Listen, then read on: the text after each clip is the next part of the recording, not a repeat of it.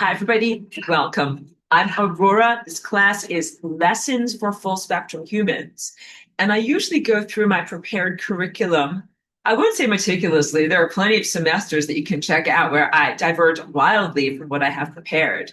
But I do try to stick with it. However, I will never do that at the expense of giving you the information and view through my windshield that I think can be the most helpful to you in where we are in the planetary and collective unfoldment and where we are in consciousness journey as individuals and as group. So even though I'm level 1, lesson 13, and this is all about sun gazing and food and Christ consciousness, I'm diverging wildly from what I have prepared. What I'm really going to do is start off with first follow up from last week, questions and comments from people that gave me feedback, and also more of my own thoughts and understandings. The reason why I'm doing this is because we are really in the center of the Rip Curl wave, however you can say those words, like in the middle of this spiral of energy that is really our culminative destination and very positive for us to have reached here. However, and like, okay, so I'm sorry, I'm like already apologizing for how fragmented I'm going to be and how poorly I'm going to communicate. So just generalized apologies on all of that. So I sit in my in my bed when I get in the middle of the night. I can't sleep, or I wake up in the middle of the night or early in the morning. It's when I'm in my reveries. It's how I call these things, and I think about these things, and I think about how we're facing this insane sun or psychopathic sun, and that none of this is the way that your journey is supposed to be. And that most of my job right now, like as any type of a teacher or inspirer or a person who can give you like a visionary, like vision through my windshield and tell you what I'm seeing, the best of what I can tell you is that we are in a situation that is aberrant and something that you should never have to face. That, and this is so like, just like get yourself strapped in, more bad news. No, I don't want it to feel like that, but I do want it to feel like a very open acknowledgement that this is not going according to the template of how things are supposed to go at all. So it is requiring of you, and I don't really aim what I'm teaching here to like the generalized people of the world. Like I really keep it focused on you, the people that I've been talking to for many years and have already developed a communication and a rapport with you. The information that you need is that this is not a normal time at all, and that you're going through things that you shouldn't have to go through that are beyond your levels of maturity level. And so too many use of the words level, beyond your reading comprehension, because there is something going on that should never happen. So I'm being very like out of order in how I talk about these things, but basically you're not supposed to have an adversarial star or sun as you're doing this ascension process and with the whole planet. You're definitely not supposed to have a hostile sun. Like both of those things are oxymorons. Both of those things are inherently conflictive word phoneme recipes that like that is not a thing that is supposed to exist. That is inherently conflicting and makes my brain liquefy, and I don't like it. And I'm like, that is correct. This is not good and not what it's supposed to be. So a lot of the information that I can bring to you is this is definitely not what it is supposed to be. You are having to level up very, very fast in order to be like, oh, I'm not going to get fooled by that. I'm not going to get fooled by that. That's not the way that's supposed to be. And that is actually totally fabrication and something that should never be in existence. So like imagine you're going to a restaurant and it's like, yeah, some of these things are very not well prepared by the chef. Some of these things are mildly edible. Some of these things are openly poisonous. And if you order them and eat them, you will die. All right. And so I feel, of course, very responsible because I've been teaching you all about how to go to a restaurant, which is called sun gazing.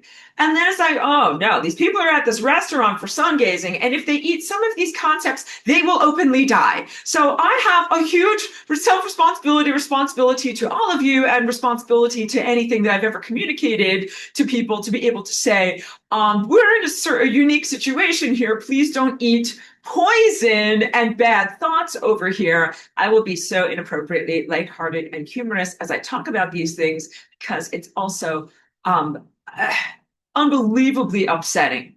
Though upsetting, I don't even have words to be able to describe this. Disappointment, anger, rage, sadness, grief, all of those negative emotions, which are very valid in this moment, that we shouldn't have to pretend away or deny our own feelings or invalidate our own feelings in what is happening here. So none of this is according to plan. None of this is the way it's supposed to be. All this is really wrong. And also the real plan, like I'm telling you about this very psychopathic or distorted or perverted version of the sun or the star. And I really think that it had plans to just completely wipe you all out like a long time ago. Just think of it that way. Like you guys are troublemaker supremo, that you're still here and you're still alive because you were supposed to be like wiped out and harvested to the membrane of death a long time ago. And it's like, you guys are still here, still here, still here, and still with self-determination, some levels of free will, like some levels of consciousness, self-awareness, huge levels of resistance and confrontational energy and pushback. None of that stuff was on the menu for this thing that is here, really trying to suppress or even consume or destroy you. And again, the job of the sun is not to suppress or consume or destroy you. I'm laughing because I'm like, I can't believe that those words actually have to come out of my mouth. It's like saying the purpose of food is not to destroy you. It is actually to uplift and nourish you, truly, truly. So the restaurant that we are in right now is incredibly flawed. The menu of ideas aberrant and not things that you really want to engage with. And you really only hope to be able to create a better and more palatable reality is to reach within and to create your own recipes. And I've given you the contextual framework for being able to do that over many years in class. The concept of you do not like the arrangements of time or the potentials for the future in time, that if you're going to hit the membrane of death or otherwise experience something that's not ideal and not what we're really supposed to be experiencing, that you can rearrange time through flying over lasagna, through your genetic connection to the fabric of space-time respectfully and as like an artistic dance and an artistic partner, and change these realities. So it's more essential than ever to do this and claim ownership of the right to do that. And so some of the things, like as we're going through this central, like tiny little spot that you go through, I'm noticing that it is a moment of supreme novelty. There is a breakdown of all of the structure. That's cognitive structure as well. You might call into question everything that you thought you knew was truthful or everything that you thought you knew was right. Am I going in the right direction? Am I who I think I am? Is this what this is? Is this what this is? Is this what this is? And it's okay to consider all of these things, but also you have to keep some of your framework. I want it to be like serious, but also, sometimes I use bad language. So cover your ears, kids. You have to keep your shit together. All right. So this is the moment that is analogous to, I'm being poetic here. So help me out because I'm not usually poetic.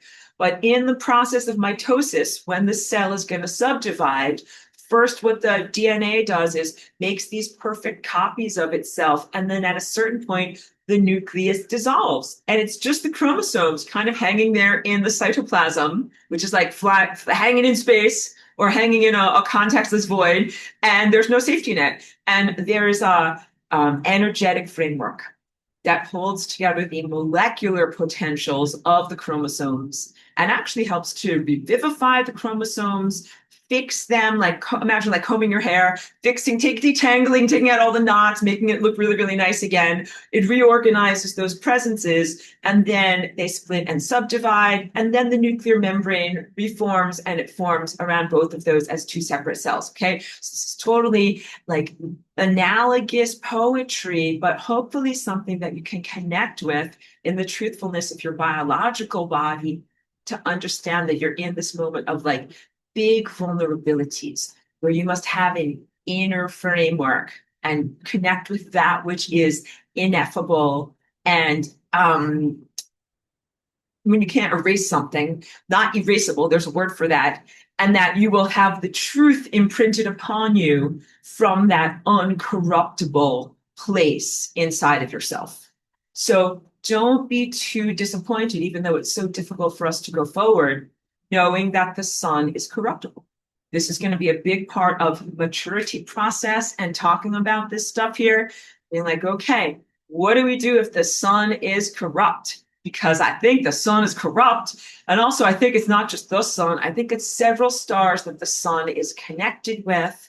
And that I would also like to give you an energetic weather report and also share some other things that I just describe as purely visionary experiences of my own. But I think that I would like to validate, like, I think I'm seeing and sensing things really clearly. And I was trying to consider, like, as I'm awake in the middle of the night and I think about these things, I'm like, what can I say that will be the most helpful? We will go through lesson 13 and I will go through it line by line with you and see like what is still valid, what is not valid. But beyond that, what I would like to do is describe to you some of the things that I've perceived since we last had our class and be able to tell you what I'm seeing through my windshield. Not to define your own experience, would be like, this is what I am seeing. So the first thing was through retribution. I think that we really got a prisoner beatdown from last week when we did jailbreak, not jailbreak, but kind of like storming the bank, storming the Bastille on Tuesday to get all of our energy back. And then you don't want to always have to do a bank heist, like just to get $5. So we got enough energy to be able to do really a confrontation with the sun. And that still is not solving everything. And then after that, what I experienced in my neck of the woods over here was very bad retribution. And what that felt like was an increase and exacerbation of the 5G frequencies that are here. And then also the sun beaming extra stuff into whatever is that frequency. It feels like a diffuser or a lens. So I'm just going to describe, and then you guys can kind of make sense of this. So because I have been since last week exploring this concept with you. Not that the sun is an innocent, thing over here, and then there's mean, evil technology over here, and then poor us over here getting all these horrible problems. But that the sun has incepted and created the circumstances for the technology to arise, has not incinerated it, and has been complicit with it and has allowed it to flourish. And then what I perceived was this technology takes whatever is the energy that's coming from the sun and it turns it into something that is very harmful, corrosive, and not life affirmative. And when that comes through the lens in my area, what it feels like is like extreme heat, but not just regular heat. It feels like microwave radiation. And it has a particular for radiation feeling is the only way I can talk about it. It affects me deeply, and it also affects my dog deeply. Like she's very fragile right now. In the areas of the light body that it affects the most are going to be the mitochondria. Anything where there's like small little fronds, like in your body, you have these things that move that are kind of like seaweed. You can imagine like some beautiful like. What am I trying to say? Like graceful, natural flowing movements.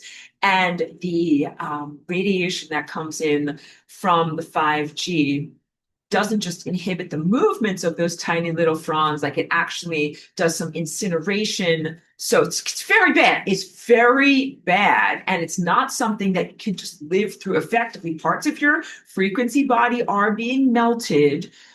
It's very difficult. And what you have to do is, hunker down and shield yourself. But then what I do in those moments is not just go on the defensive, which is to shield yourself, but also to go on the offensive, which is to look at what is emitting these 5G frequencies. And it is, military installations, really different things that are apparatuses that fly in the sky. So things that would be like drones that aren't there all the time.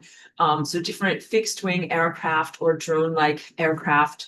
Also satellites that are occasionally orbiting around but aren't always there, towers that are always there. Also, sometimes there are people involved as people who who are inhabited by the frequency hardware and wetware and hydrogels become themselves miniature cell phone towers that they are emitting these concepts and frequencies. We're going to talk about what the waves carry, like more than just abstract energy. They carry non-life affirmative concepts, and then also radar installations, because a lot of communities have radar installations that might be for supposed weather monitoring, like is there going to be a storm, is it going to rain, but they also use this radar as a DNA frequency disruptor. So we would say disrupting and dys-harmonic waveforms that come through the community. And all of these things add together to make that lensing effect. If that lensing effect were not there and natural energy simply came from the sun and you had your shit together, you would be able to simply take that energy and use it very effectively. Be like, oh, chomp, chomp, chomp. That's energy for my light body. The diffusion and dilution and whatever is happening to it as the energy comes in and hits this type of 5G soup, it makes it no longer palatable or usable by your energy body. And again, the concept has been for a long time of accommodation or excuse making or some type of presumptive innocence in the sun, that it's not its fault and it's negative aliens and other things like that. We're going to talk a lot about negative aliens and that concept of socialization in your world and how it relates to spiritual growth too. But we cannot make these excuses anymore. And what I perceived was that it was not accidental. It was very much on purpose. When I say retributional, I really sensed that the sun, not the evil aliens, not the evil 5G people, not the demons, not the this or the that or the anything in between us and the sun, but the sun itself was like, I'm mad at you, I don't like your face, kid, gonna break your face, they're gonna fry your face now, and sent in all this energy, not as a positive uplift or some calories that will help us to move forward, but to make our lives worse. And that this is like open adversarial combat. It's not very nice to have to tell you this. It's even worse to have to experience it, but it's better for you to know what you are facing than to labor under delusions and attempt to go forward when you don't have a genuine partner. So you guys, I'm sure, have had either negative experiences with physical people, or you've experienced narcissistic relationships or bosses or something like that. And please know that all of that has been all of your training that you need to be able to face what we are facing right now. And then we're going to have to do some kind of analysis of like, is this the original face of the sun that I know from Atlantis, taken, twisted, and distorted? Or has that person been completely like killed? Like, is this a mutilation of someone that we know who now is distorted? Or is this a completely different imposter? But I would say, please be super cautious about any of that right now, because all you can tell is like, this thing is pathogenic and it is probably infectious. That's why I'm not really touching on it with a lot of my tendril of attention. So I am doing a ton of shielding myself, and I want you guys to shield yourself as well. If I'm teaching you about how to do sun gazing, in this moment, one of the things that you have to do is shield yourself from corrosive and erroneous energies and erroneous concepts as well. I'm going to get into so many different things. People said, so again, I'm collecting my thoughts, and people sent me all sorts of things that I have all sorts of different pieces of paper here that I'm looking at. So I'm going to start off with a couple of different things. I've created these little pieces of paper so that way, if there's ever a moment of confusion, like energies are pouring in, you don't know up from down, you don't know whether you can trust the sun, or is the sun evil, or how about this, or how about community members, or are they full of hydrogels or anything like that? Okay, so these are like little things that you can use to help keep you on track and remember things. This is in no particular order, but this is one of the first things is, and I'll return back to this, the concept of don't abuse miracles. So what does that mean? Like, don't over expect that miracles are going to come along and save you. What we're really talking about today in lesson 13 is reality creation. And we have to consider, what is the rational framework for reality? How much can that rational framework be stretched or expanded? How much can reality accommodate a huge request? Like, I would like to jump 5 feet in the air. I would like to jump 10 feet in the air. I want to jump 50 or 100 feet or 5 miles in the air. How much reality stretching can reality, accommodate there? And the answer is like, I think that there are really limitations. And also, I am super flying rainbow lasagna. I am doing already right now in this moment a lot of reality stretching, a lot of transformation, fancy footwork, and really doing things on the fly, doing a lot of complex math on the fly in order to keep our world together. We didn't have a giant nuclear conflagration. We didn't have a giant incineration of our world as those who are very guilty wanted to simply have, a huge distraction, like a squirrel, look over there, and then all of a sudden the world is done and nobody ever faces accountability. And that's not just superstructures like, a president of the United States. We're also talking about like the sun.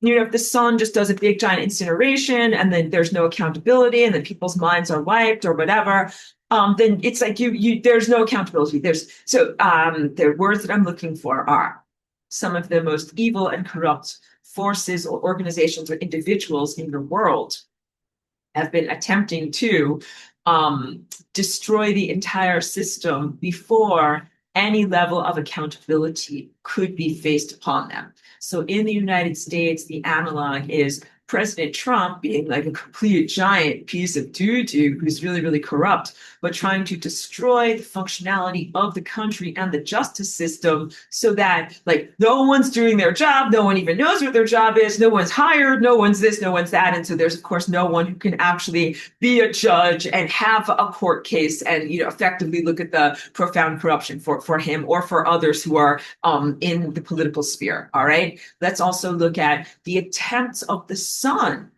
to completely destroy the fabric of space-time before any accountability could be shined upon it. And that includes the incineration of the Christ network, which is a major aspect of accountability. And Christ network is separate from the sun itself. So I am tuning in a little bit on what some writers are writing about right now. Like, I respect Gigi Young a lot. I think that she is a good teacher. So I read what she is writing, and she's coming from a more traditional human metaphysical teaching viewpoint and construct, where she talks about Christ as being a sphere of knowledge that resides in the sun.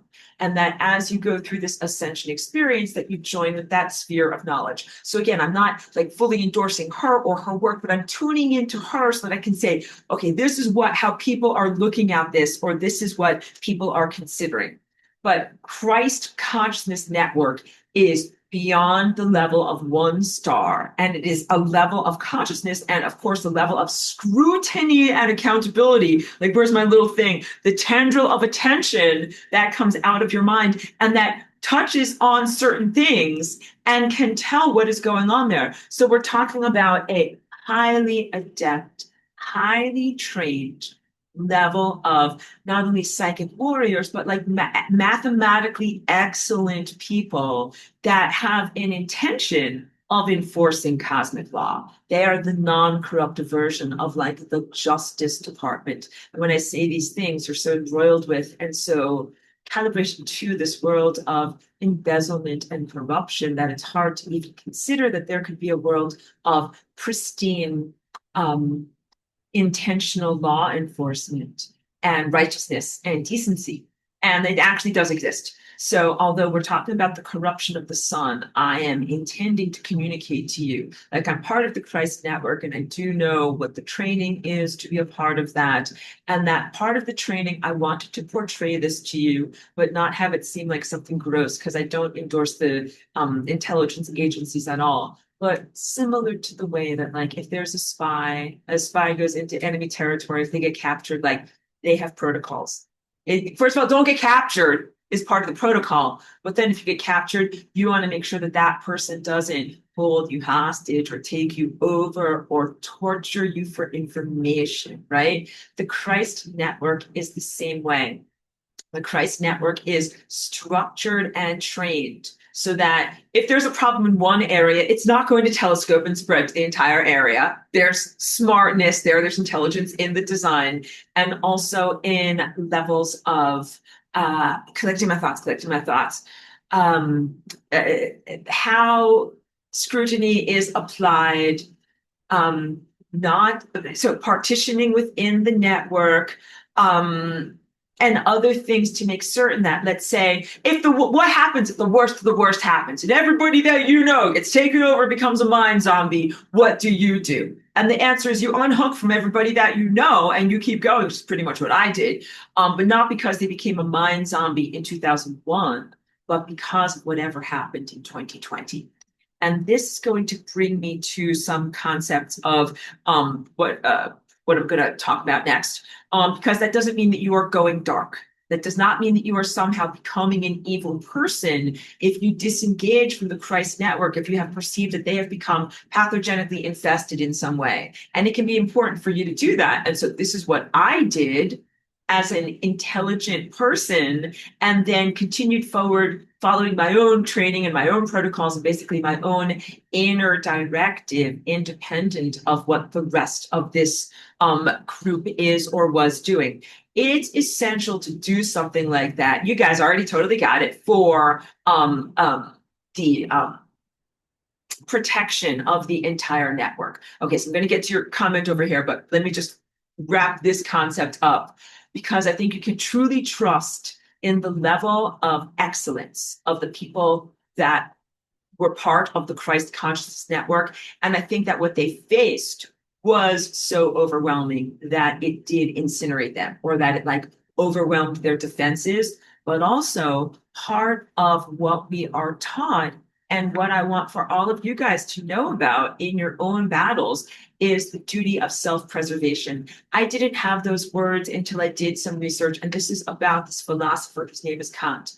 I don't pretend to be an expert on this guy at all. This is very much like investigating the spice traders on Arrakis. Like, I am just totally cherry picking the things that make sense in terms of my overarching universal consciousness and the way that I'm trying to present it through the filter of human moral philosophy.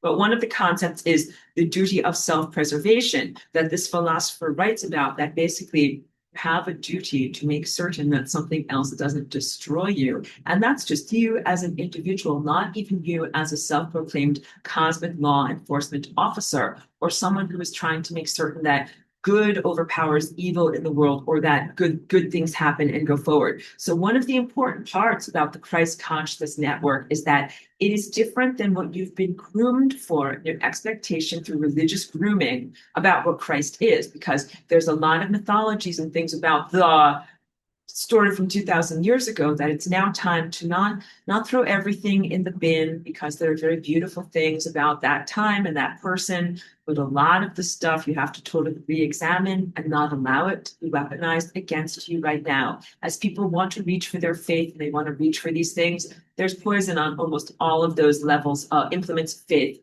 And one of them is the concept of self-sacrifice, that the image and representative of Christ is being held up as the most thing that you can do is choose to die yourself so that others may live. And I'm like, that is not what the Christ Consciousness Network did in this moment in confronting the sun.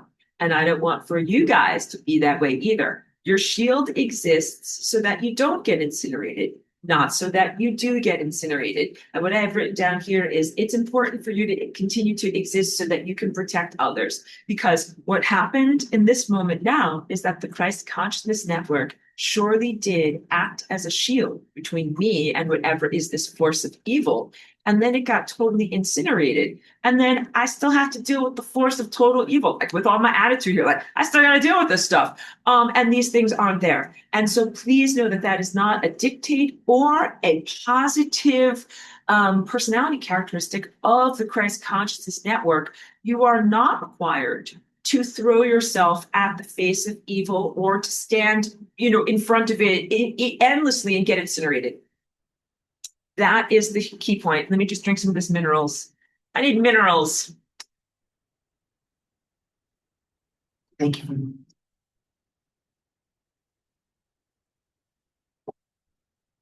Now, ideally, what the shield of Christ is supposed to do is be a frequency shield against unhealthy and corrosive thoughts.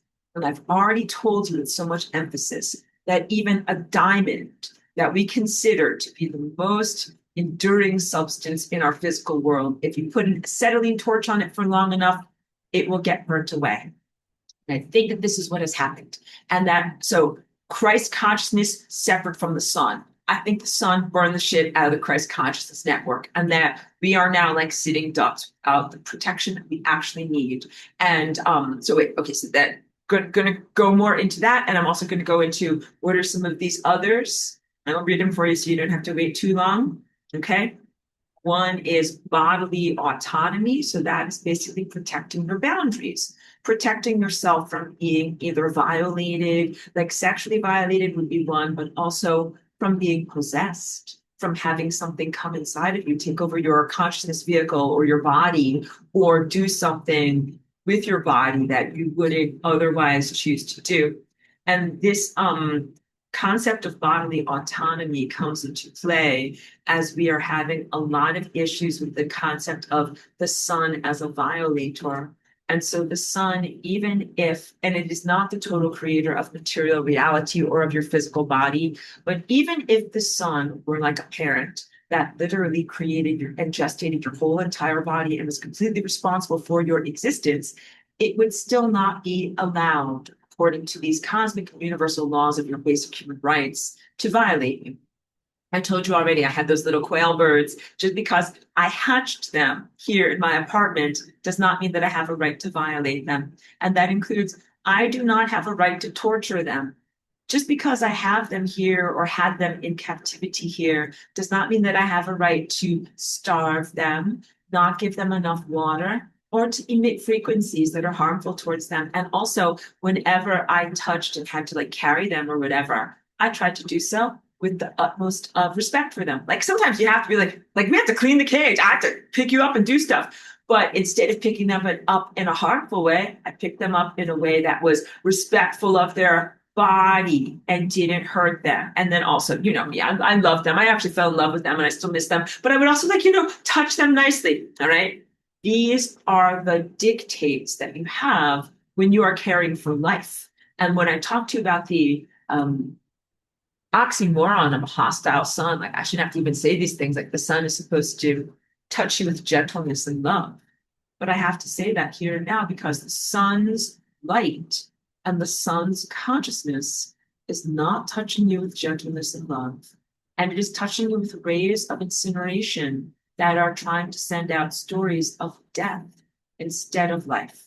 So in ancient Atlantis, we're going to keep on going back to some of these things that I talk about here. We're also going to talk a lot about ancient Atlantis because it helps you to calibrate to what is this relationship supposed to be like, where the sun is supposed to be the source of life for us, not the source of death. We'll return to these and emphasize this over and over. So other aspects of this are basic human right, free will. That means like self-determination, like you are free to use your own will and to choose that. But of course, we're going to talk about setting boundaries. Your free will to be able to do things does not mean that you can do things on top of other people. And Kant agrees with me that your boundaries are where someone else's free will ends. That they cannot, like someone else can't make me move my arm. I can make me move my arm, but someone else can't make me move my arm. Then you're like, what about the sun? Should the sun act through you? Should the sun make you move your arm? Should the sun make you not move your arm? Should the sun make you think a thought? Should the sun make you not think a thought? Should the sun incinerate you if you think the wrong thought, which is what we did last week? And the answer is no, the sun should not incinerate you if you think the wrong thought. That is punitive and retributional and not what we're talking about. And then all of these, what I'm talking about here, basic human rights. And basic human rights for you as action and moral righteousness or your rationale for moral action as being actually separate from something that is a pathogen. And so what we're talking about here is you guys becoming mature creatures, like the mature version, the winged adult version, not the little infantile version. And when you do that, you are going into levels of responsibility and reality creation and what you are responsible for and how you act in the world. And you guys are actually being required to act and exhibiting behavior that is much more mature and far beyond a chronological age than the sun, which is exhibiting non-evolved and non-correct behavior. Okay, but there were more things I wanted to say, but I'm going to get over to here to this because I always wanted to say that I want to keep responding to things that people are questioning about. So today I'm really going to do it because lesson 13 matters less in terms of something that has already been written than what we are responding to right now in this moment, which is like a very whatever, breaking new ground, something that we've never been through before. Please ask whatever questions or whatever is relevant to you, and I'll really try to answer you while it's relevant. Amy, thank you for being here, and thank you for all of your help. Says, do you sense that the sun is responsible for the disappearance of the Christ network? Abso-effing-lutely. I think that what happened is that the sun has become pathogenic in some way and is behaving not in the sense of moral rationality, but it's behaving like a pathogen that does not have moral rationality, like a bacteria or a type of cancer cell. And that once it has started acting like that, I think that it has become a criminal in my estimation of cosmic law. And I think the sun, which is separate from Christ, I think the sun incinerated Christ. I think Christ is and was noble and came forward and was like, I draw my sword. My pen is my sword. Dun, dun, I think you're a doo-doo head son and you're doing bad stuff to my beautiful earth. Don't do that. And the sun is like, I think I will incinerate you now, and incinerates Christ. And then Christ is like, hey guys, this isn't going so good. I think I'm getting incinerated up here. And then Christ is gone. Sorry, that's terrible. And then we have to figure it out. And I think all of that happened in basically 2020 or 2021 with the erection of the satellites and the 5G network. So the satellites and the 5G network, I emphasize endlessly here, are a huge part of the imprisonment of human consciousness and also the cosmic crimes that the sun is creating. Cannot give a free pass to the sun and say it's not the sun's fault, or the sun is playing some long-term strategic game of complexity that we just can't perceive. But instead, I don't think the sun is merely being inattentive to our needs. I think that we are facing an intentionally malevolent sun. And so this is what is different in my portrayal to you in the past, that it's now necessary to say this is an intentionally malevolent sun, as opposed to there's something that is coming between you and the sun. And this is like talking about relationships, and I don't want there to be any grief or loss. I actually want there to be total celebration and freedom, because you can be like, wow, I'm really sad because this version of the sun isn't what you, Aurora, had back in Atlantis. And also today's version of the sun is not even the same as the version of the sun that I did Sungazing with, let's say, in 2017. And definitely not the same quality as when I did Sungazing in 2013 or even before then. And I would say that the relationship got worse and worse and worse. It wasn't perfect when I first came into this body in 2001, because if it were, I would never have gone to the pizza store. I mean, like the supermarket. Because I'm not using any code words or anything like that. But no, I had no idea about food. I came here, I write about this in my notes from years ago, and I was like, food goes in here, and I'm eating food through here and wondering why I feel empty and ow in here. And then I had to learn, in this time and place, food goes in here as well. And so the first place that I went was, the local shopping market, where you've got like the grocery store, bagels, pizza, because this is like upstate New York, and a couple of other little stores. So yeah, no, I had to learn how to go there and get food and eat food for this body. So that is how we can also comprehend, even in this moment where we reassess everything and the truth of everything, there were problems with the sun even back in 2001, because otherwise I would have just sun gazed and been like, yum, yum, this sun is delicious. I'm getting everything I need from the sun. So there were problems and limitations then, and it has devolved and gotten worse. What I talked about last week was the no longer making an excuse for what happened either in the moment of Atlantis, as Mars is destroyed and those consciousnesses should be incinerated and held to accountability on the membrane of death. They should all get their assessment of what they've done wrong and either be sent to entropy, never to exist again, or reconstituted in their ideal vector for where they actually should be to not create a giant time tumor. Instead, they were somehow preserved as what we know as the prutes on the membrane of death and somehow incinerated. Inserted is the word I was looking for. They were preserved and not incinerated, but instead inserted into the human code. That is all after I already graduated from Earth. So I'm like, going on my ascension journey and living a very expansive, wonderful existence. But I will tell you that everything in my expansive, wonderful existence was also not so perfect. And it's why I went around doing all of my jobs every place. I told you many times, I'm like a systems debugger.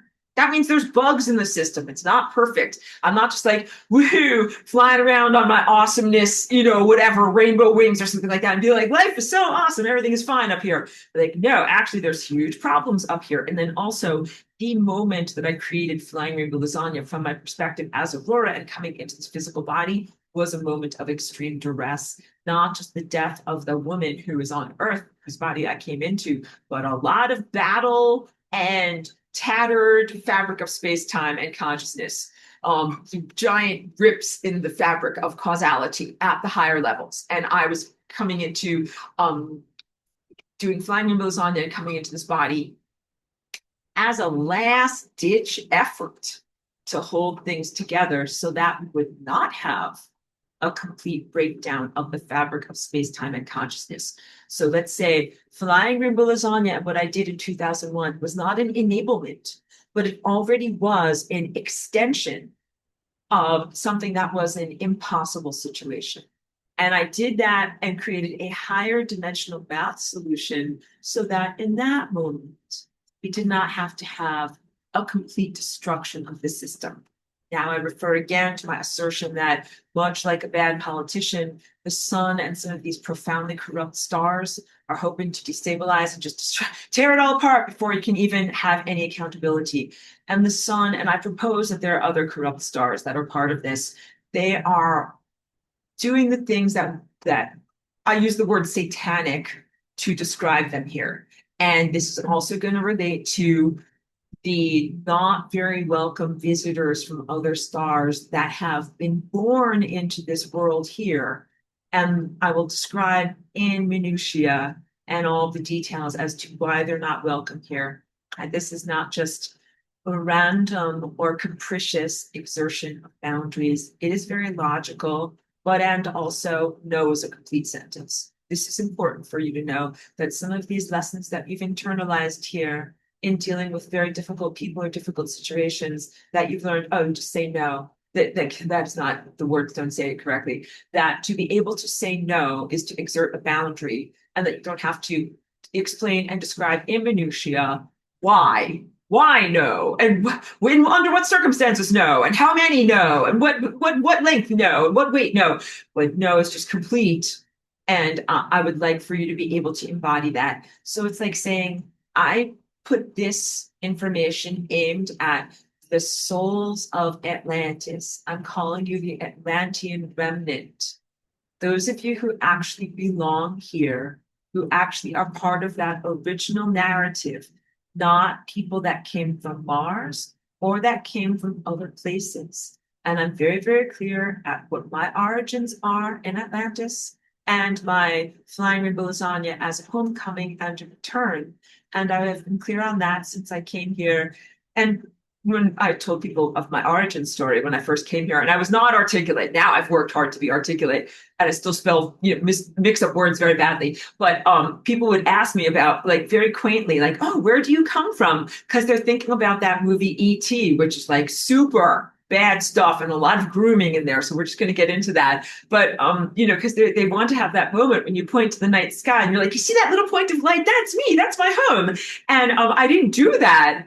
And I thought that was quaint. And I was like, "Oh, no, I'm not from one place. I'm from a collective." And so I've always been very clear on that. The people who are really invaders to your world might describe themselves as coming from a particular star. or a particular space-time coordinate, a space place. And that is also part of how you know that that is not a good, respectful anything relationship. It's time to set boundaries, and it's time to set boundaries against those consciousnesses. And it's also time to have a conversation about unity consciousness as it is proposed from some of those invader consciousnesses. Yup. And also about what the planet feels and whether the planet and matter and the resources of cellular life want to be utilized by those people from other space-time coordinate places. And key point, whether they should be using sexuality, whether they should be making babies. So I'm going to get into so many other things, but let me give you a little bit more reportage from my windshield of what I see and experience from my viewpoint through my eyes, like my own eyes here. So one of the things that happened was prisoner beatdown, where we got a lot of extra 5G and extra frying. And I had to afterwards like do as much clearing as I can because the 5G leaves like a residue through cellular structures. It goes through the cells of the body and it basically says, die. You need to die now. You're all going to die. And so I'm clearing me. I'm clearing my dog. I'm clearing everything that I love and care about. I'm like, no, we're not going to die. But those are incredibly corrosive stories. I'm just going to collect my thoughts for a moment. One of the other things that happened over the weekend was there's a Hollywood movie, again, by that director who made the E.T. film, that's also about extraterrestrial themes. And these aren't just errant entertainments or nonsenses. I'm just going to hydrate a little bit here. Like, this is not just talking about Godzilla or the Hulk. Like, what is the silly thing that people are listening to or thinking about today? This is really about grooming and the consideration of what people open their minds to and who should be in this world and who you should be cognitively and passionately connecting to in your reality creation. You should be collaborating with and making reality with, and who you should not be making reality with. So I have taught a lot about beautiful cosmic lovemaking. Your world is so sexually dysfunctional, can't even talk about lovemaking without having it be through this, filter of all of the traumas and imbalances and bad things that are in your world. But in the level of the world that I am from and where I learned and grew in ancient Atlantis, this relationship was very, very beautiful and very balanced. And it was not a relationship of power abuse. It was a relationship where the sun is a perfect portal that plays perfect music. So imagine someone who went to Juilliard and they learned all of the correct hand motions to play exactly like Mozart, and they never play a wrong note. And the music flows through them and flows down their fingertips and it flows out of them. And then it flows into your ears. And everything that you hear is a perfect note of divine harmony, of intelligence, and of a type of cognitive food that gives you the will to live. I contrast this with the 5G that was sprinkled upon us liberally this past week. It destroys your will to live.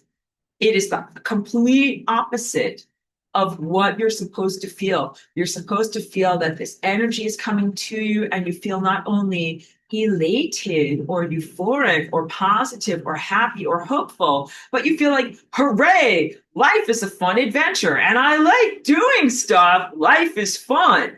And what I felt with this 5G was a complete antithesis of that. And then also what I felt, and this is the part that is my visionary sharing. So I hope that you will simply give me the credit of being able to see and know these things. It is impossible for me to articulate and describe or to draw it with pictures. Very difficult for me to even put it into words, but please know that none of this is perceived in a 3D reality, not like I'm in a room looking at something, looking at pictures of something. None of my seeing is that way, and I hope that that will help to know that it is accurate and valid.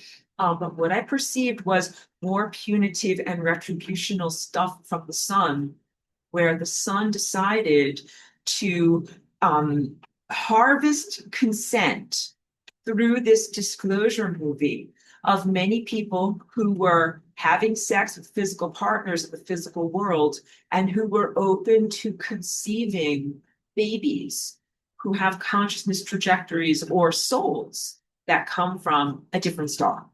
And this is all totally illegal. I am cosmic law enforcement. I hope that you respect me on that level too. And this is totally illegal, which is why I was seeing it. Like, please note that when you're really using your inner eye correctly, you see the things that you need to see. That's why if you're wondering, like, why am I not seeing stuff and why are other people seeing visions and I'm not seeing visions and am I good enough? Sometimes the answer is you don't need to see that stuff.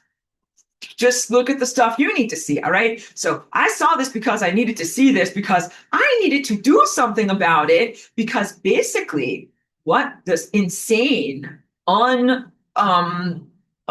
unclean sun was doing was putting a lot of garbage into our world through this manufactured consent, like I said, the sense of very, very irresponsible and benighted and out of gratitude humans who are in the physical world on Earth, but who think that opening their bodies to some type of a conception with an extraterrestrial presence or extraterrestrial DNA would somehow be an upgrade, an uplift, or that they would have a super baby, Superman, or that Ubermensch, or someone who's really smart, or someone who can do stuff with technology. And all that was really happening was we're going to get a whole giant profusion and a crop of psychopaths, crazy, insane violators. Like the sun, the solar portal is not supposed to do this. The solar portal, first of all, is supposed to cleanse any consciousness that goes through there. Like it is not supposed to allow that pollution to go through, which is why I am presuming and logically proposing, although I have not put my tendril of attention on it, that there are many stars who are colluding together because there is not this responsibility. When you die, you should get cleansed of your shitty crap, not take your shitty crap with you on an extended journey through the stellar network or something like that to another body and another place where you can then violate another place with your presence and also do a lot of bad stuff to the people in that place. So a lot of the people that were going to be conceived were not like Albert Schweitzer or someone who's going to invent something good for your world. He's supposed to be a philanthropist. So not philanthropists who are going to be like, how can I help humans? But cannibals who are like, how can I eat my community members? Who can I eat? Who can I rape? Who can I violence? How can I steal and take stuff that's not mine? The worst of the worst, the most criminal elements. So this was punitive and bad and wrong, of course, because you don't deserve that. It's also totally, I call it like stocking the lake. Like around here, they put trout in the lake so that way you can fish and find the fish that you like. What the sun was trying to do is just say to us, the Atlantean remnant, oh, you guys are voting? Well, let's make it a direct democracy. One person or one fish, one vote. You guys are all voting against me. I'm the evil sun right now. You get 90% non-approval rating amongst the Atlantean remnant. I think I'm going to have to dump a bunch of more psychopathic fish into the lake, try to dilute your vote and see if I can get a whole bunch more of these guys in there. And so it's good news because you're like, well, it doesn't sound like good news at all. No, listen, it's good news because it shows that I've done a lot of work on what I call garbage duty, at being certain to remove from reality fiction fictionally. This is just part of my book club. People that don't belong here and who are dys-harmonic structures. And then this was a direct attempt by the sun to punish us for confronting the sun and to say that the sun wanted to somehow regain in a power struggle possession of the majority of humanity or of reality and to be able to influence reality. So when I'm talking here in Lesson 13 from many years ago, all about sun gazing and getting together with the sun and creating reality, that was from a different level in a different world where there was also the presumption that people who were in the world didn't come here as like psychopathic doo-doo bags whose only intention was to like rape, harm, and mutilate, do the worst things they possibly could. Like those are criminals. So I gave a lot of my original teaching with the presumption that like you're not criminals and I'm not speaking to a criminal world, but the sun is acting like a criminal in terms of cosmic law and is not doing its job at purging those. I keep using the word criminal, but these are these dys-harmonic characteristics, such as violation and psychopathology, and allowing those things to go through, just like allowing the guys in the membrane of death to continue to exist instead of incinerating those characteristics. And then not only just being like, oh, oops, I'm the sun, oops, I let that one through, but dumping billions of them into our world. So hold on a moment, I need to hydrate. I also have a bad taste in my mouth from even talking about putting my tendril of attention on that stuff. Hold on. So I will tell you fictionally that what I did was I ended those potential pregnancies. And not only that, but anything that would not have been like a physical child, but was like a reality creation. Because I am teaching all about how, like, yeah, you should do solar union, divine union, and create reality from that structure. So even if a person was connecting or having exploitative sex with an alien, if you didn't have a baby that was like a hybrid baby, but what if you created a reality structure where you were contributing towards a future that was an amalgamation of your hopes and dreams and desires from a physical human container and the hopes and dreams of desires of a very like vampiric, parasitic, and pathogenic alien consciousness that's like, I want to hijack your dreams and hijack your body and hijack your planet.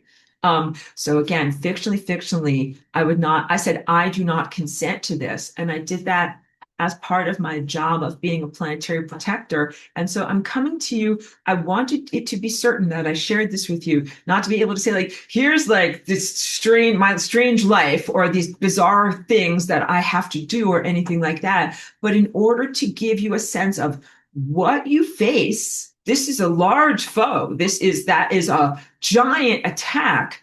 And it's also a giant attack on your planet. It's an attack on the future of your species.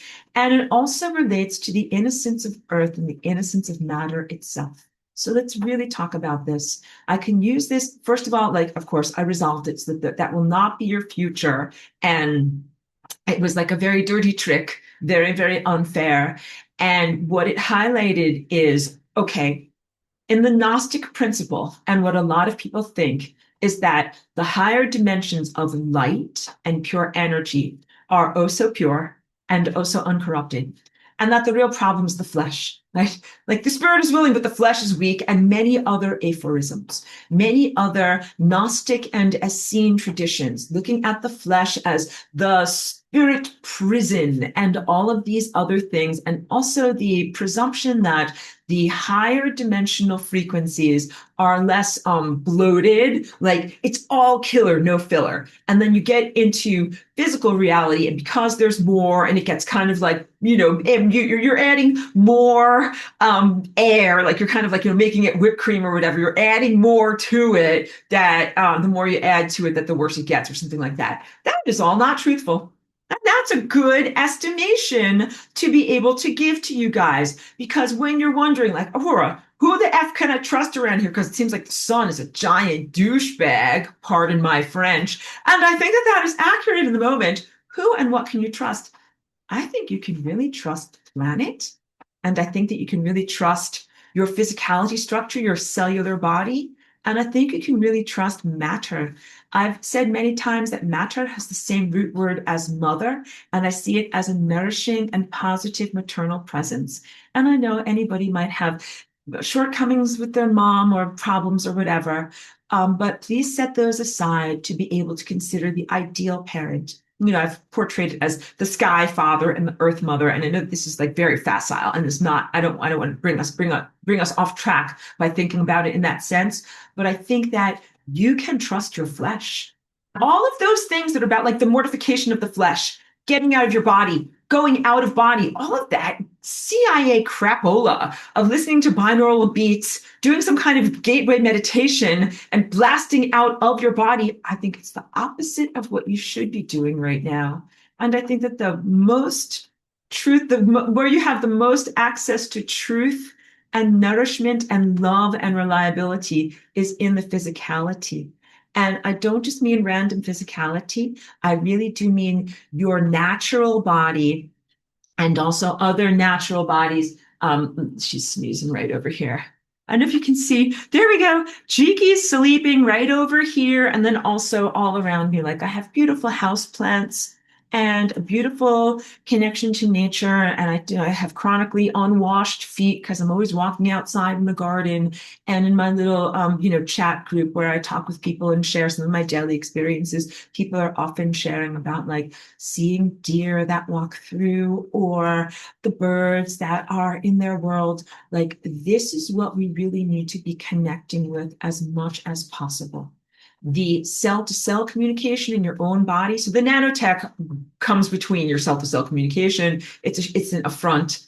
And also the nanotech and other forms of artificial telepathy make it more difficult for you to connect with other loving presences like other people or dogs or cats or whatever. So you really do have to make an effort, but in your own body, make an effort to foster that cell-to-cell communication, make an effort to fully inhabit your body, make an effort to feel your senses, and then also connect in as you're feeling your senses in love with these other creatures. And like that, like you gotta like hug and snuggle like your little dog or your cat or whatever. Like you know exactly what I'm talking about.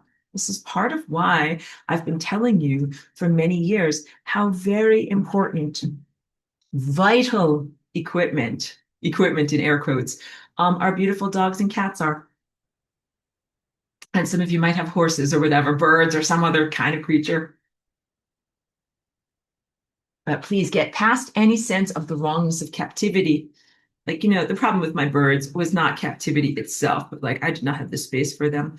But get past the concept of the wrongness of captivity or the rightness of captivity, but really look at having these beautiful relationships as being very positive. And also, I'm telepathic and I do talk with the cats that are in the apartment next door or, different animals around the neighborhood. And they very much recognize what is happening. And this means that they recognize for them to simply get outside of their apartment and run around, that's not real freedom. That is how you get eaten by a coyote, right? For you to simply get like confronted and incinerated by the light of the sun, like this is not necessarily freedom. You need an environment that supports and sustains you. This is what we had or have in the correct world of Atlantis. When the sun has become so adversarial, it's sensible to want to move away from the sun. It's sensible to want to disengage from it and to not receive light from it anymore. But if you do that, you become a fucking vampire. And that is not the pathway to eternal life, even though I know in a lot of vampire movies, vampires are very stylish and beautiful. But don't fall for all of the lies and propaganda. You don't want to become a vampire. So these satanic stars and this college of bad teachers that treat you with bad lessons. What's the word? Misfortunes. Misfortune is not your teacher. That's what I was trying to write here. The bad college of not failed stars, but like stars that have become insane. These are the ones that are distorting your fate, that are taking away your true light codes or what God is truly giving to you and are giving you something less. So please know that they are directly responsible for all cancer in the world. And I've portrayed it as coming from only one place, like the Crab Nebula. But please know that these are signals that are beamed from various different places. And at this point, it's become incredible loud cacophony that's almost impossible not to hear it and be affected by it. And when I talk to you about don't abuse miracles, what that means is don't expose yourself to too much of things that can cause these corrosions and degradations or be carcinogens, and then just expect that there will be a magic wand later in order to fix things. That's an abuse of the fabric of space-time. So miracles exist for the times when, like, you did everything you could to avoid the carcinogens and not get fried, and it happened anyway. And then you have to find a miracle to be able to restore the energy that was taken from you, or that was siphoned or sent in a negative or wrong direction. There can sometimes have to be a miracle of restoration, but you shouldn't rely upon that or expect that at all times, because if you did, you would just be like, here I am in Atlantis watching the space debris falling towards me and be like, I'm sure those miracles are going to come along any day now. And of course, you can't do that. So that's like lesson number one. Like, you have to do something. Otherwise, you will definitely be fucked. And so don't do nothing, do something. But then also in community, what if the guy next to you is like, don't worry, I'm sure everything will be fine. I'm not going to respond to any of this. A miracle will happen. And you're the only person that's like doing something. And that guy is hoping to ride on the coattails of your miracle energy. He wants to be in the updraft of your miracle. All of this is very wearing. All of this is very exploitive on the energy.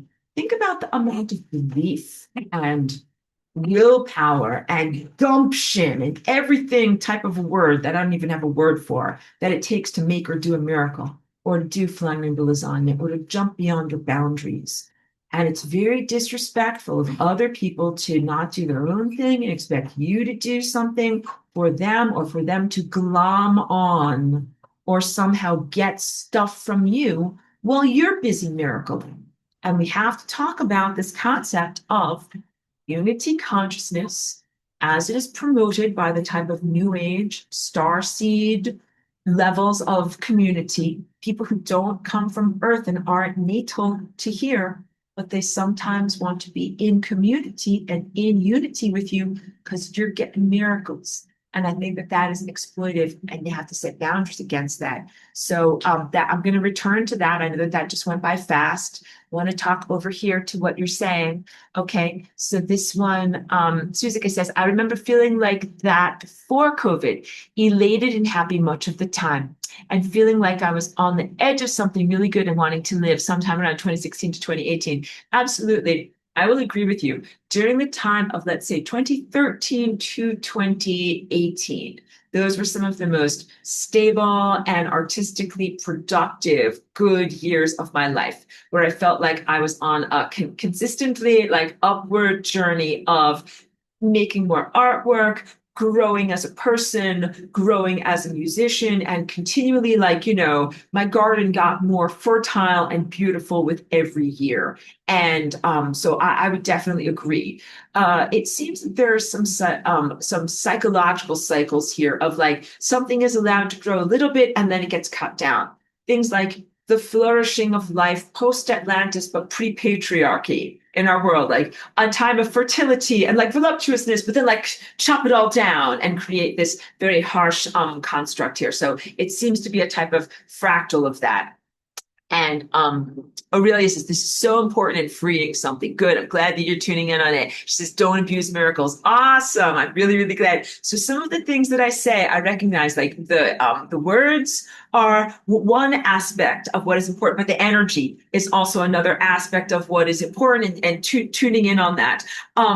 So I will tell you this, like, it's a drain on me as Flying Rainbow Lasagna if other people are not contributing towards their most optimum state, or are actively embracing things that are corrosive, and then expecting me to somehow miracle us all out of this. Like, that would be very disheartening to me. And I will tell you that, like, as a person, like, I'm Flying Rainbow Lasagna and I'm a quantum object and I'm also a person. I would be like, make my life, I'm like this, make my life easier. Make my life easier instead of harder. So, of course, 5G is the ultimate in degradation and things that make my life harder. I even like kind of faltered on my treadmill over here, like thinking about 5G. I'm like, oh my God, so hard to keep going through all of this crazy stuff. I'm like, I could do flying rainbow lasagna so much easier for all of us. And that includes a fast, merciful end to stuff that needs to go bye-bye if humanity turns off the 5G. And this is part of my ongoing rant for today. Some things appear to be so big and they're coming from the sun and they're apparently outside of your human realm of power.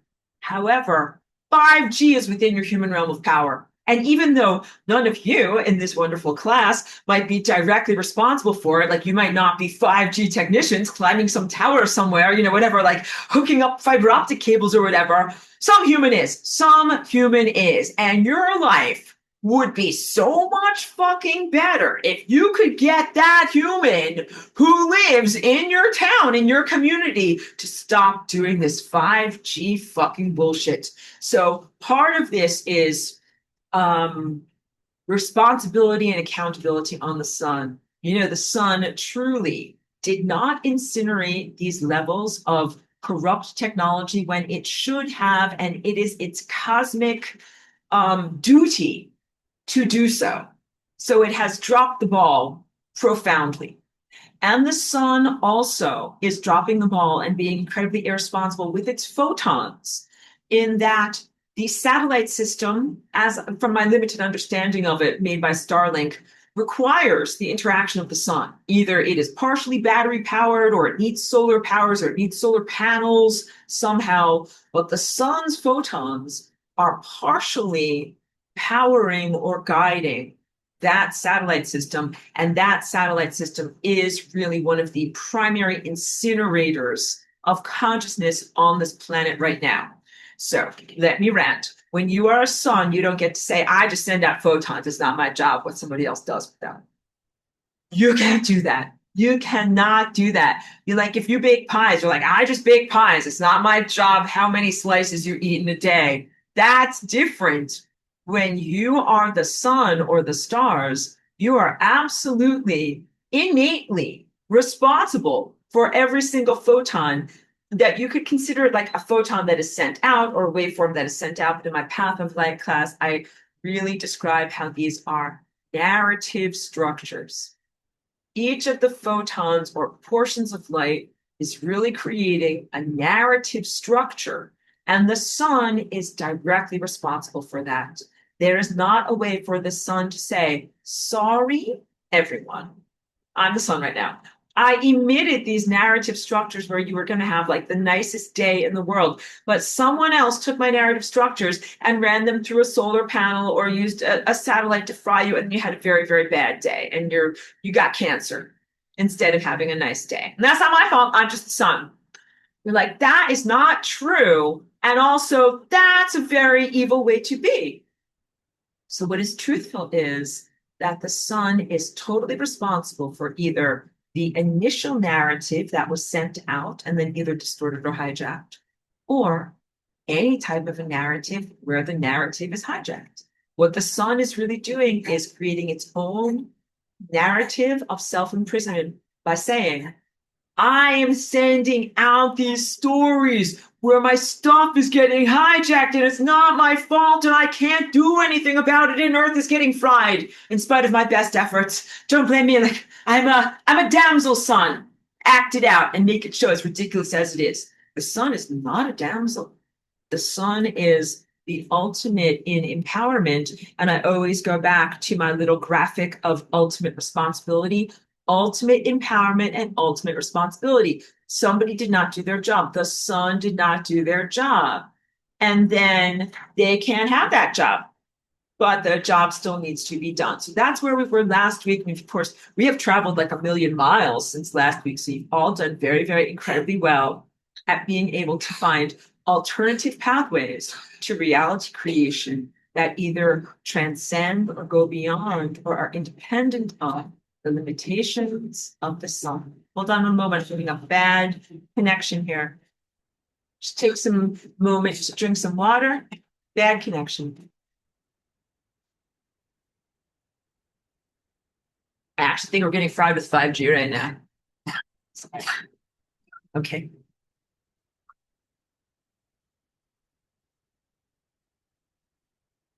Hold on a moment, everyone. You know what I'm gonna do? I'm gonna pause and I'm gonna turn down the shades over here. Sometimes it really helps to actually block out the sunlight. Hold on a second. Oh, this horrible light is frying us instead of nourishing us. Press my button, pause. Under the finer circumstances of our life and the way the world is supposed to be structured, you should be creating plenty of melatonin, which is like a natural protectant, anti-cancer, and also um, body building block healer. Like it helps to rebuild areas that are injured or bruised and protect them from further injury. The quality of the light that's coming from the sun right now incinerates your natural melatonin. So I've been doing melatonin supplementation for years, at least since 2022, when I started to read about this. And a lot of what I do is putting it into skin cream and putting it on my skin before I go out in the sun. And even the assaults on the sun have gotten worse. Like they feel worse now than they felt, I think, ever before. Like it feels so non-nourishing for me to be out in the sun these days. And I don't know if you can hear it, like my dog is kind of like congested and coughing. It's the energy. It's not even just the heat. So I've lived in this area for many years and I know what the summertime feels like. And this is different than that level of heat. So what are the things that helps if you guys are under these levels of bombardment and inundation and douchebaggery? The first thing is definitely closing out the optical light. Use curtains and shades to close out the optical light. The other things that I noticed that really help are like, of course, the AC and the cool air. I was just telling the class I do melatonin. And I've also put on other skin protectants like this ASEA stuff. And I was just putting some of that onto my dog too, because these things help like with your light body and your mitochondria. Like basically your light body is under assault. And the problem is that the sun is supposed to be protecting us from assault. The sun is supposed to naturally be creating the redox molecule and the melatonin in our bodies to protect us from assaults. And instead, the sun is destroying us and not giving us that. And we can't make excuses and say, it's not the sun's fault. It's the garbage from Mars, or it's the Saturn, or it's the this or the that. We are at the level of maturity now where if you want to be alive for one moment longer, you have to say it's actually the sun's ultimate responsibility that it is doing this. And that you don't want to take the negative response, which is to say, therefore, I'm going to never use light again. Become a creature of the darkness, become Doth Vampire. But again, some of these guys are super stylish. We've seen all the movies. But you don't want to become a creature of the night because these are the Satanists who are actually not very dashing or handsome at all. They are very maggoty and gross, and they get their energy from the violation of the lower digestive tube. It's not very appealing at all. And also, a lot of the star seeds who have come into our world through the flawed solar portal are part of this satanic vampiric network, parasitic energy network, which is why it's also really important to start to exert the boundaries of this planet, the boundaries of your body, and not to allow others to glom onto your individual life miracles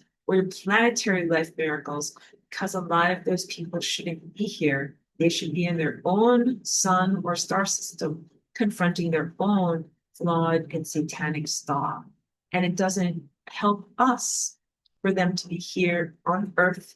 Even if they write a book about how they're a starseed, it doesn't help us at all. It also doesn't help us. Like, because some people are like, I'm on a starseed mission. I'm here to teach you blah, blah, blah. And be like, Aurora, isn't that you? I'm like, no, that's not me at all. And that's why I get so mad because I'm like, I'm the real deal. Like, I'm the real chocolate flavor. These guys are carob flavor. Like, have you ever eaten carob? It is not like chocolate at all. It's similarly colored, but it is not the same. So, no, I'm not like these guys at all. And I actually have a lot of substantive math And I've demonstrated that and shown that to you and taught you all about this. So it's really important that I think that it is self-propaganda of these supposed star seeds who are really invaders that have come through a flawed solar portal through criminal activity to be here. And even if a person comes in through criminal activity and they may say, I'll make the best of things, many of them fuck things up worse through their reportage, through their sharing, through their erroneous mind garbage being given to you and maybe even elevated or validated. And worst of all is if they have sex and mate with humans, if they have babies with humans. None of that helps. If star seeds come in here and they are busy having relationships with other humans, that stabilizes all of the orange and red chakras of really the whole entire planet because it really is all connected. Please don't keep on pointing like fingers at me. Are you a hypocrite or are you this? Are you that? Please know like these aspects of life are private. Like my sexuality is private. You all have a right to privacy, but please know that I am not doing that. And I knew that from a very, very early time. As soon as I came here as Aurora in 2001, I did not think like, I'm here to get an Earth husband. I did not, there was not like dating apps then, but I did not think like, how can I date someone? Whom can I marry? A diamonds are a girl's best friend. I actually had no context or relevance for marriage or dating or partnership at all.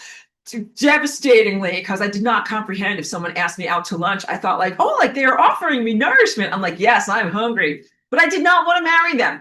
And then I learned like, no, being asked out to lunch means like, do you want to marry this person? I had to learn crash course, like so many different things.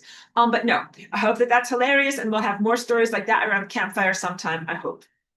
But no, Aurora has never been part of the human dating scene or looked for a human male husband. And I have been in a bridal shower and it was bizarre because these things are really bizarre to me. So, okay, so just to put that aside, like that's not part of who I am or what I do. And that's appropriate because I am not here in order to make human children. But I am here to positively influence your mind structure, your consciousness, your journey through time, and yes, your DNA in freedom. And what that means is I do my own DNA dance where I'm like, hey guys, like this is what lasagna is. And then if you like it, you can too. And so this is called lateral or horizontal gene transfer, and it is different than procreative gene transfer, where you transfer things to the future, like through your loins. For me, no loins are involved. So let's look at someone in your history. Like, I think that Sir Isaac Newton did not have children. I'm not certain, but like someone like him, like you're comparing yourself to Newton. I'm like, yes, yes. It's like anybody. How about Van Gogh? Like, I think he was a really good artist, totally batshit crazy. He did not have any children, but he influenced people a lot with his artwork. So of course I am sane, but and emotionally grounded. But it's my effort and my goal, like many others who have come into your world, to create artistic sharing of value that has an impact on you. And when you see it, you're like, my eyes popped out of my head and I wasn't the same afterwards. That's my goal. And this is noble, positive, and what we should do. It's like you're right as a person who is alive. It's part of your basic human rights and free will. All right. But I don't want you to think that I'm like, how come you're allowed to make a painting, Aurora, but someone else isn't allowed to write a book about how they're a starseed? Like, it would be different if they came and they said, I have a song or a painting from my home world that I would like to share with you. But mostly what they're bringing is an identity story and a narrative story, or like a persona. And I think that those are not that healthy. And then also, this is big stuff. How come that didn't get cleansed through the solar portal? So if you come here and you are born into this world, that stuff should definitely get cleansed by the solar portal, and you shouldn't come in here, you know, really carrying any of that type of baggage, but clearly people are coming in and then also being a walk-in. And there's all these different ways that some people are walk-ins. I can't speak to how they came in, but I can speak to how I came in, and I came in through this portal that is called Flying Rainbow Lasagna, and this is not a crime. I am not a criminal. I'm law enforcement. I get very upset when people try to accuse me of being a criminal. So, no, I do my math correctly. And it was important for me to be able to have a foundational basis that is valid for being here. If I want to do a law enforcement action, I have to come in through a legal portal and do things that are correct. You can't be like Kool-Aid Man or whatever. Just like kapow, I'm blasting through reality, shaking the finger at you. Everybody follow the law. Like you can't do that because you just broke the law, right? So I did not break the law. And the things that I do, I continue to uphold the law. And then we get to the confrontation between me and the sun. And all of you guys are also confronting the sun, because what we are doing is really upholding cosmic law.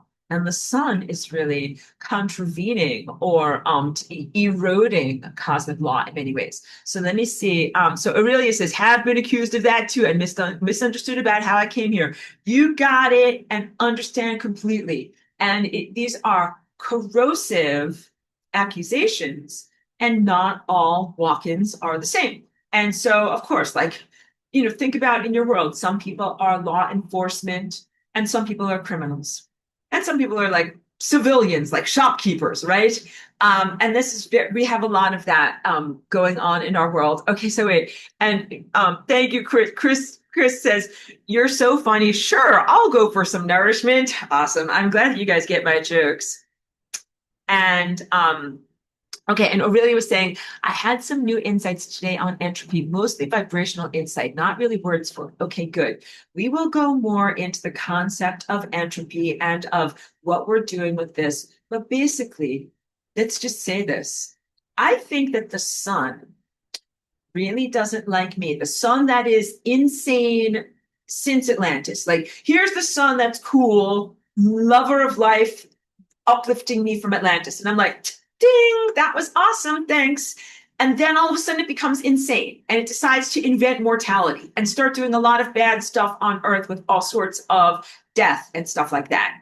Aiming people's lives at the membrane of death and making you die and experience that dys-harmonic reality. And then when I did Flying Rainbow Lasagna, I not only said in one person's life, like, this body doesn't have to die and there's another option. I also became a template for that experience. So all of a sudden, you guys didn't have to necessarily perforce be harvested to the membrane of death also. And it also directly goes against whatever religious grooming was put in from, like, there's a lot of troublesome stuff about Christ consciousness and the religion of Christ, but basically trying to say that you had to die in order to go to heaven. And I always knew that that was not truthful.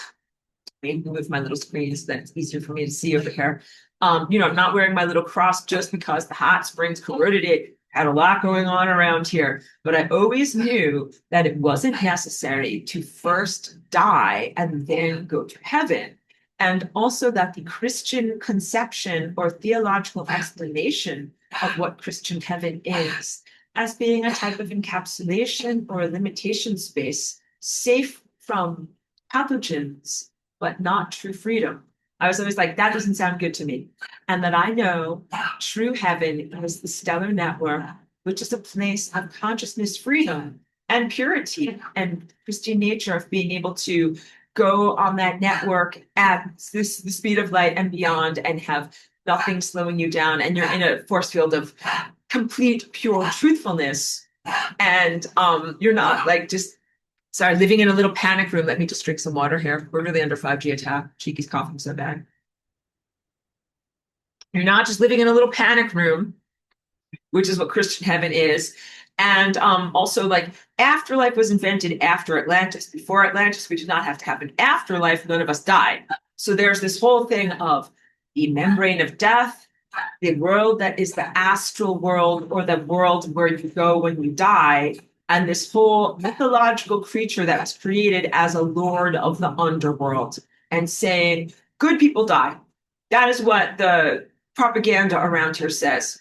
Good people die. You die like a good person, and then you go to the membrane of death, and then you get lifted up by this mythological creature that brings you to a safe zone, like a safe panic room. And I come along and I say, that is not what you're supposed to do. You are not actually supposed to hit the membrane of death. You are supposed to go forward on that path of least likelihood. And if you guys take that to the logical conclusion, then that means that all of the Atlantean remnant, you get to actually not be imprisoned here. You get to actually go where you're supposed to go. So things have really gone in the shitter so badly that without the flying rainbow lasagna, you would have just been stuck here, going through multiple cycles, but never really emerging. That's different than the garbage from Mars, the garbage that is self-created or self-generated from this insane star. That's kind of like within the system cycling, not stuff coming from outside of the system coming in and then cycling. But you guys, before you were in Atlantis, you were somewhere else. You weren't in this system. You came into Atlantis to have this experience, and then you're supposed to cycle through and emerge and then go on your next journey.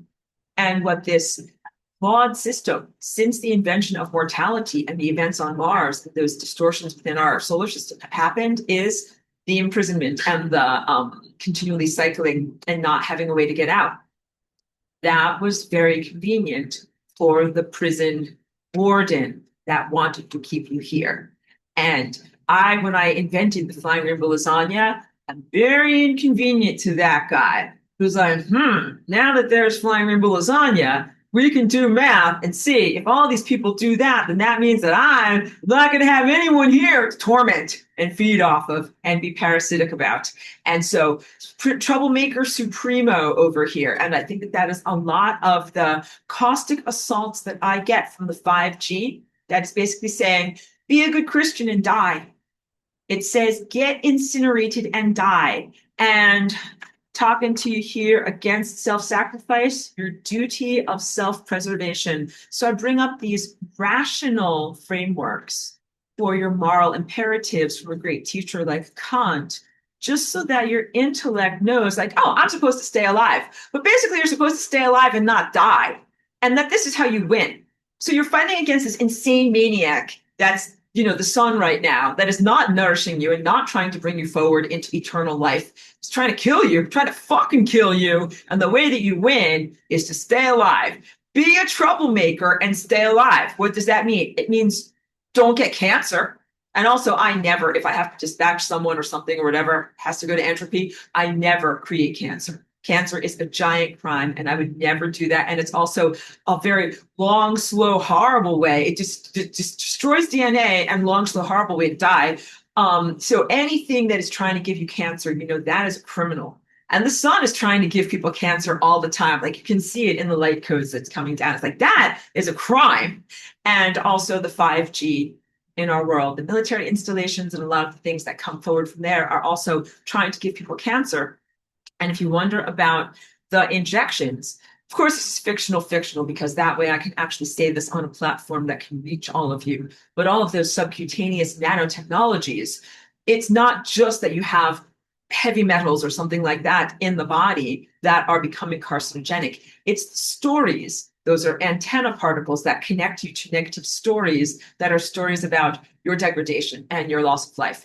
And again, it's not ideal as a way of people exiting reality and going to entropy, because a lot of the people that are exiting reality through cancer should not be here, but they should not exit by having cancer. And this gets to be very difficult when I talk about it on the anthropomorphic level and using words, but basically versions of self. Over the past 5 or 6 years, many people have been a version of self that is not their true, undiluted, or genuine formfulness or behavior or mind. And that is a form that should not be, they have been hijacked and mutilated, and they shouldn't still be here. But cancer is not the best way for them to be resolved and go to where they should be, which is a restful, peaceful state. Many more things to say. I want to make sure that I am continually attentive to what people are saying down here.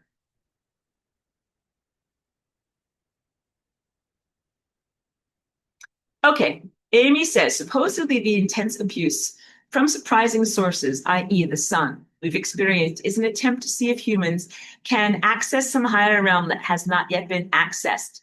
How does this idea come across to you? And someone else is replying and saying, I'm sure that would be one of their reasonings. Yeah. So, first of all, that would be a horrible form of torture and experimentation, kind of like some kind of global MK Ultra. Like, let's see if we can put you in an impossible situation. And then if you get electrocuted enough, maybe your psychic powers will turn on and you'll be able to do something magical. Like people do magical things all the time, and grandmothers lift VW, wagons off of children who are pinned under cars. But it's like, this is not how growth should and shall happen. I am glad that I am with my continuity of consciousness and having had my genuine ascension experience in Atlantis, in that pristine experience, so that I can tell you, I know how growth happens, and it does not happen under these levels of corrosion. That does not bring you to your greatness. It does not help you to problem solve and to move beyond limitations. So I respect very much your question, and I never mean to sound like I'm dismissing you, but I don't think that that is a good rationale. And I know that this is not how we grow. The insane son is trying to pretend that this is some type of, extreme, whatever, extreme educational system. Like the piano teacher is like beating you, like play the right notes, and you're like, I'm playing, I promise I'm playing the right notes. But no, seriously, this is not how we get the best performance. This is not how you play with joy and beauty. And it's not how you play the right notes. So I think we all should really question that rationale a lot. As Suzuki says, I don't know how anyone could see you as a criminal. Thank you for that, my dear. You don't have that kind of energy, but you can be very strict. And thank you for that. My energy that I try to embody here is like when I've been a nanny, I'm tough but fair. And also, I am a cop and I am law enforcement. And also, like, I use the example of like if you have ever driven on the road in New York City, which I did, even like in my early years of being a walk-in, which is like quite a trial by fire. So in New York City, there are, of course, the cabs who have a vehicle and a body where they're like, it doesn't care. Like they will knock into things. They will run you over. They will smash into your car. They will dent your vehicle, especially if you're a civilian driver from, whatever, Connecticut or someplace like that. But how about a cop car?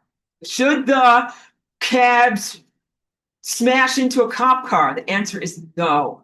And that is who and what I am. My vehicle is like a cop car where I'm armored and also I will enforce the law. And so I want you to know that about me so that you recognize like I have these augmentations and capabilities to be able to withstand the criminal element in your world. And I am here as law enforcement to protect you because you should be allowed to be civilian drivers who come from Connecticut and wear a little sweater vest or whatever. And you shouldn't have to fight barbarian rules just to be able to ascend in the world. So I've been here as law enforcement for a long amount of time. And then also when Christ was incinerated in 2021, I had to even step up those levels of law enforcement to be a cop who is not just in a desk job, but like actively going out there and confronting the criminal element that is there. And so when I say I am made for this, that is what I mean. That I will be able to have the augmentations and shielding and energy necessary to do these confrontations. But also, what do, guys? I don't abuse the miracles. So that means I'm not going to stand directly in front of whatever, some kind of 5G laser and be like, da-da, like try to incinerate me. I'd be like, no, like get the fuck away from me. These are very, very bad things. So yeah, anything can have a limit. Anything can be vulnerable.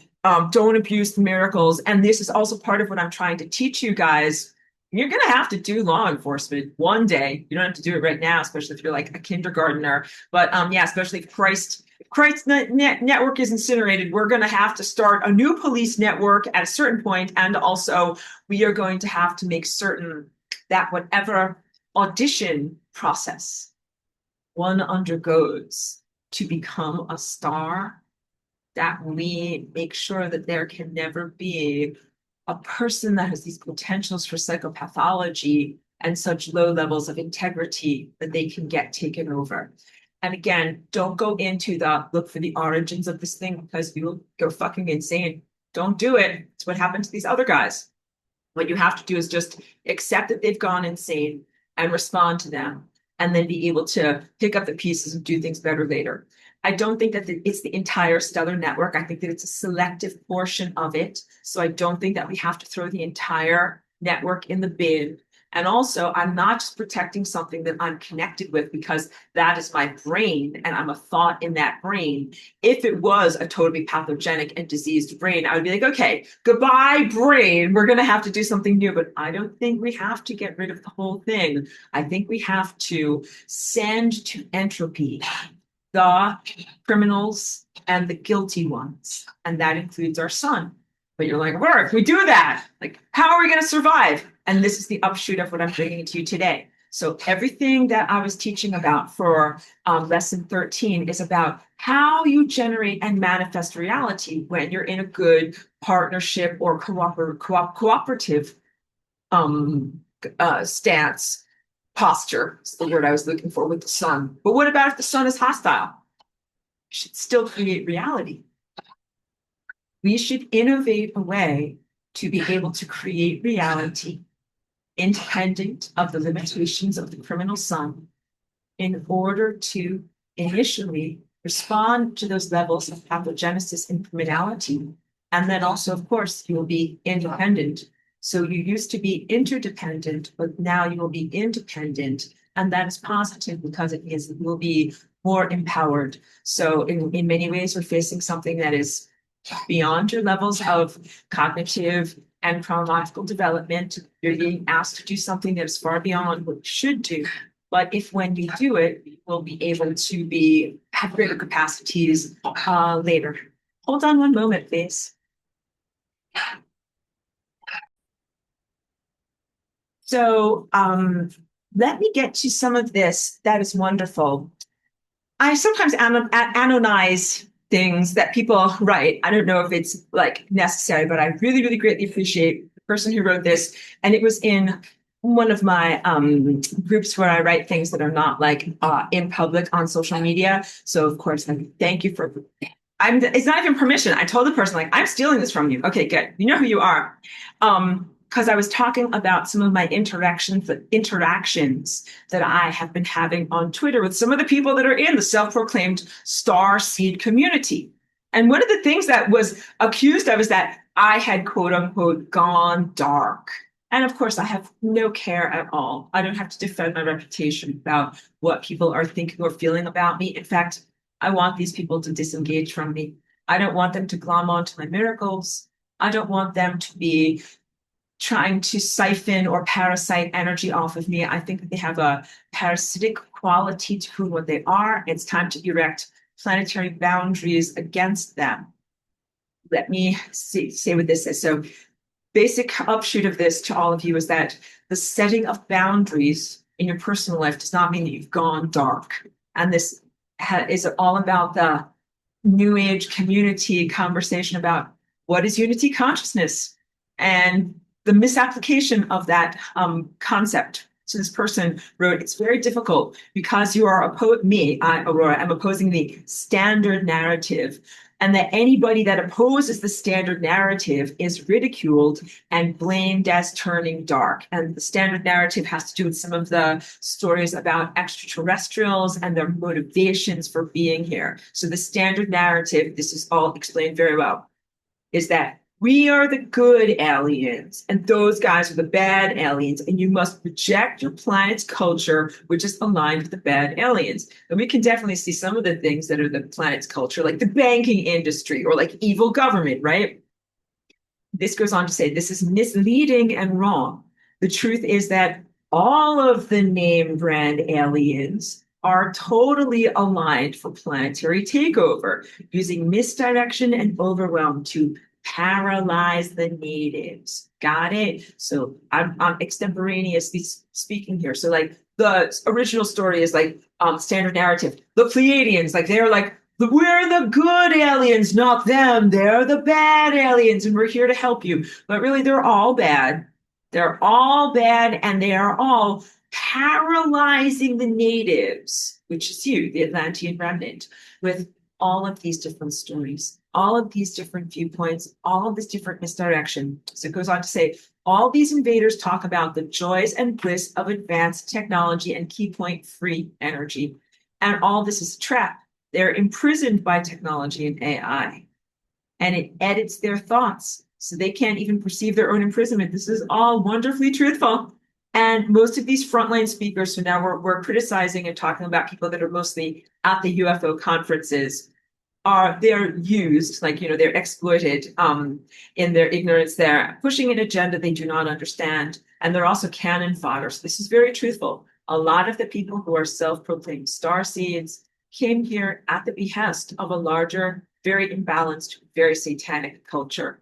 They might not themselves be overt abusers, but they are outgrowths of and connected to the culture of abuse. And they are not here as freedom fighters to set you free. Really important stuff to say there. Okay. The very unfortunate and painful thing is that they are so alienated due to the very real abuses experienced within human society, so that they've already been rejected by their original star or culture. And now they come here and they're feeling rejected because it's a very fucked up place, that they have latched onto their off-planet savior narrative.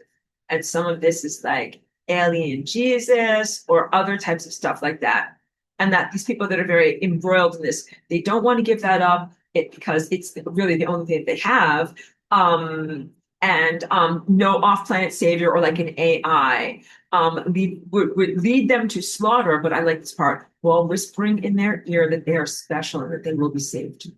I think that that is the real peril, because as the 5G waves are coming in, it says kind of like, let me fry your ass, come to Christian heaven. Right? And like, you'll be saved and treated positively in your after existence. Of course, the real narrative is what I wrote talk about, that we're not in a pristine reality and that the sun is responsible for sending out these bad narratives of trauma and abuse. And the alien invasion is really the hidden hand of the same sun and its perpetual abuse narrative. So everything from the moment when the sun decided to create the world of mortality in Atlantis, that has been when the sun has started sending out narratives of abuse and corrosion, not uplift. Okay. Planetary takeover. Aliens poised for planetary takeover. And I have to contrast that with FRO, because I am here protecting your free will and your basic human rights. And I've done that for many years. So that's how you know behaviorally that I'm genuinely a positive and trustworthy force that is here. Another one of the things that you have to watch out for is that I've already warned you. The temptation of quote unquote free energy. It is still like, how would I say, like the crack cocaine is like the temptation substance that many people who I think would be good people in your world are tempted by. The sense that you can get something for nothing, you can get an infinite amount of energy, and then you can use it in a materialistic way. So what the sun is really doing right now is trying to corrode you with ideas of materialism. The 5G takes away your wings, it takes away your supernatural powers, it takes away your divine connection, and leaves you as just like the human meat sack getting irradiated and microwaved and very, very hot inside. And the sense of free energy being a narrative that talks about what is superlative and supernatural and beyond materialistic is very, very tempting in that sense. The materialistic sun is when science looks at the sun as just a nuclear furnace. I always tell you that it is a consciousness, event in the sky that we're really looking at, and that is truthful. But this alive, conscious being has created darkness around our planet that makes the sun act as if it is just a dead, stupid light bulb that is frying you. That's some very fucked up douchebaggery there. Like, who does that? The sun is doing that. So, really important to recognize that the sun is creating and allowing the negative aliens to be here. It is also creating and allowing those narratives to be here. It is also giving you this confronting experience of over materiality and daring or requiring that you hate reality with something more than just materialism. That you're like, no, the world is more than just dead, stupid stuff. Something's got to be intelligent about this. But the sun's emanations that we are receiving are not emanations of intelligence and guidance and nourishment, which is what you're supposed to be experiencing. But instead, you are merely experiencing a corrosive physical energy. So also, when I have done my sun gazing for like the past several years, I have not gotten new ideas. I've been working on paintings that I already had the bones of them for a long time. And I've just been kind of going ahead with the momentum on that. Since Path of Light, which was 2022, I really haven't had new insights of new curricula, haven't had new ideas, haven't even really made new sketches or new stuff like that. All of that stuff has been not my experience. And so there used to be, I would say, some amount of whatever is this negative personality of what the sun is, but some amount of genuine light and nourishment. And now whatever amount of genuine light and nourishment used to come to me, that's like maybe 1% or 0%. And now I only have been experiencing the materialistic aspects of the sun, which is optical brightness, heat, and corrosion on the physical body. None of those things are what actually propels you and nourishes you to keep on going. So there's some huge disconnect. So the moral of the story is things have changed. Like, hey man, you used to be cool. You're not who you used to be. So this face of the sun used to be very, very wildly different. And then it was different even when I first came in here in 2001. And then it has degraded and it's gotten to this point now where what you're facing is just a total adversary isn't even the word, but like a face of pure hatred. And when I face the sun, again, instead of feeling celebration and recognition of who I am as Aurora, so the physical body being corroded, but the personality, I face waves of corrosion and invalidation that try to melt me away as a person, to say, I'm not really Aurora, or my work is invalid, or my ideas are invalid, or I'm not who I really think I am, and that I would be a good person if I just allowed my personality to be melted away and then humbly went into a Christian heaven imprisonment.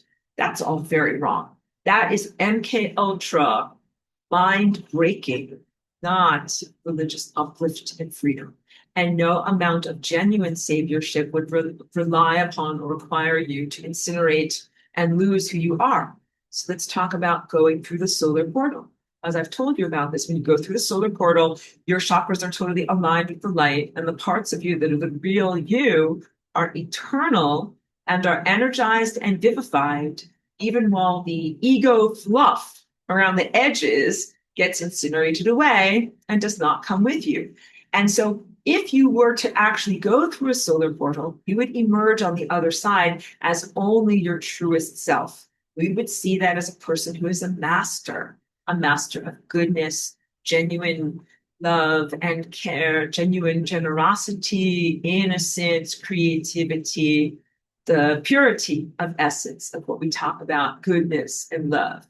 Not these things that are either trauma that is undigested or negative psychopathological personality characteristics that are, again, the fluff around the edges, not the central core timeline. So I am telling you this. The sun is not doing its job. It is not purifying the stuff that comes through it. If there were a connection to either the membrane of death or some other star or some place where souls are, and they all had to come in, it's be like, they need to get cleaned first. You can't bring in this can't track in these dirty footprints and bring in whatever consciousness residues are from a life lived in the Pleiades or lived on planet Arcturus or in the Andromedan system or something like that. So these are not necessarily positive continuity of consciousness that a person might have by being on the path of least likelihood and remembering who you are through all of these divine contexts and see them all kind of like lined up and the way that you look through the layers of an oil painting, but very, very differently, having layers of undigested trauma from past concurrent or otherworldly lives that then are brought into this layer of reality to process. That is an abuse and an exploitation of this layer of reality and of this planet. It is the essence of someone else throwing their garbage from another dimension into this dimension, and then Earth has to deal with it. At the same time, so that is a burden on the planet. There's the question of earthly resources being taken from this planet by these experiencers or inhabitants, these starseed people, and then being beamed or sent elsewhere. And that could be something like a sexual experience or even an embodiment experience. As I've talked about, the sense that like you are an antenna and what you're experiencing, you're supposed to be live streaming to the sun. And the sun is supposed to be like, oh, that's what's going on with you. Let me fix up your timelines immediately so you don't die. But we're not having that. The sun is receiving all of your information. Please know that. You're like writing to the Cosmic Complaints Department. You're like, this sucks down here. Can you please turn off the 5G? Send it to the sun. But the sun is like, screw you harder. I will send out more 5G to you. But seriously, folks, yeah, no, you are supposed to be able to be in a constant embodiment rapport with the sun. Like this is what our life was like in Atlantis. But even to the point of like, the sun didn't have a flavor or a personality. Like if the window is perfectly clean, like light just comes through it. The window is not like, I'm here, pay attention to me. But what we have right now is very much a sun that has a personality that requires narcissistic levels of attention and attentiveness. And the sun has also created an artificial layer of technology that is requiring narcissistic levels of attentiveness that is very dangerous. It's the consciousness roach motel. And from this wonderful quote that I was reading around here, the AI, the Pleiadians, or some of these other guys that you think are good guys, they are themselves so stuck in technology that there is not a path to freedom for their consciousness. And what that looks like is when an AI or an artificial, whatever, exoskeleton of thoughts controls thought pattern, thought perception, what you can generate, what you can think, and then starts to put the mind into these limitations. Like you will not move like this, like you will only move like this. And then those limitations are also part of the technology or container that eventually contains the mind. And this is all like less, it's a whittling away, it's a reduction of free will, it's a reduction of your rights as consciousness. Call them human rights, but they are like soul rights of consciousness. You're really getting there. You're doing very, very well. And we will actually get into lesson 13 too. So let me get to some of these other things that I wanted to say over here. And also make sure that I've gotten to all the questions up until this moment.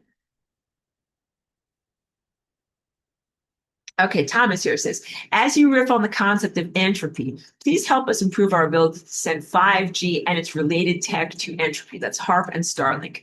He goes on to say, I'm attaching a painting by the artist Bob Moran in his vision, bored of a world with no EMF waves, the good reset. Okay, wonderful, good. So let's talk about the concept of sending something to entropy. Entropy can be considered, this would be the most laborious way, to be able to neutralize 5G. Like you have one wave that's going like this, and you can have the other wave that goes down like this, and you entropize it or neutralize it out, or a sense of like ironing out the fabric of reality.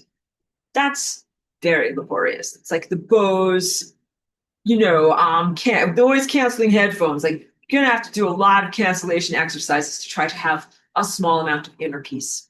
So sending to entropy. 5G and its origins would look like.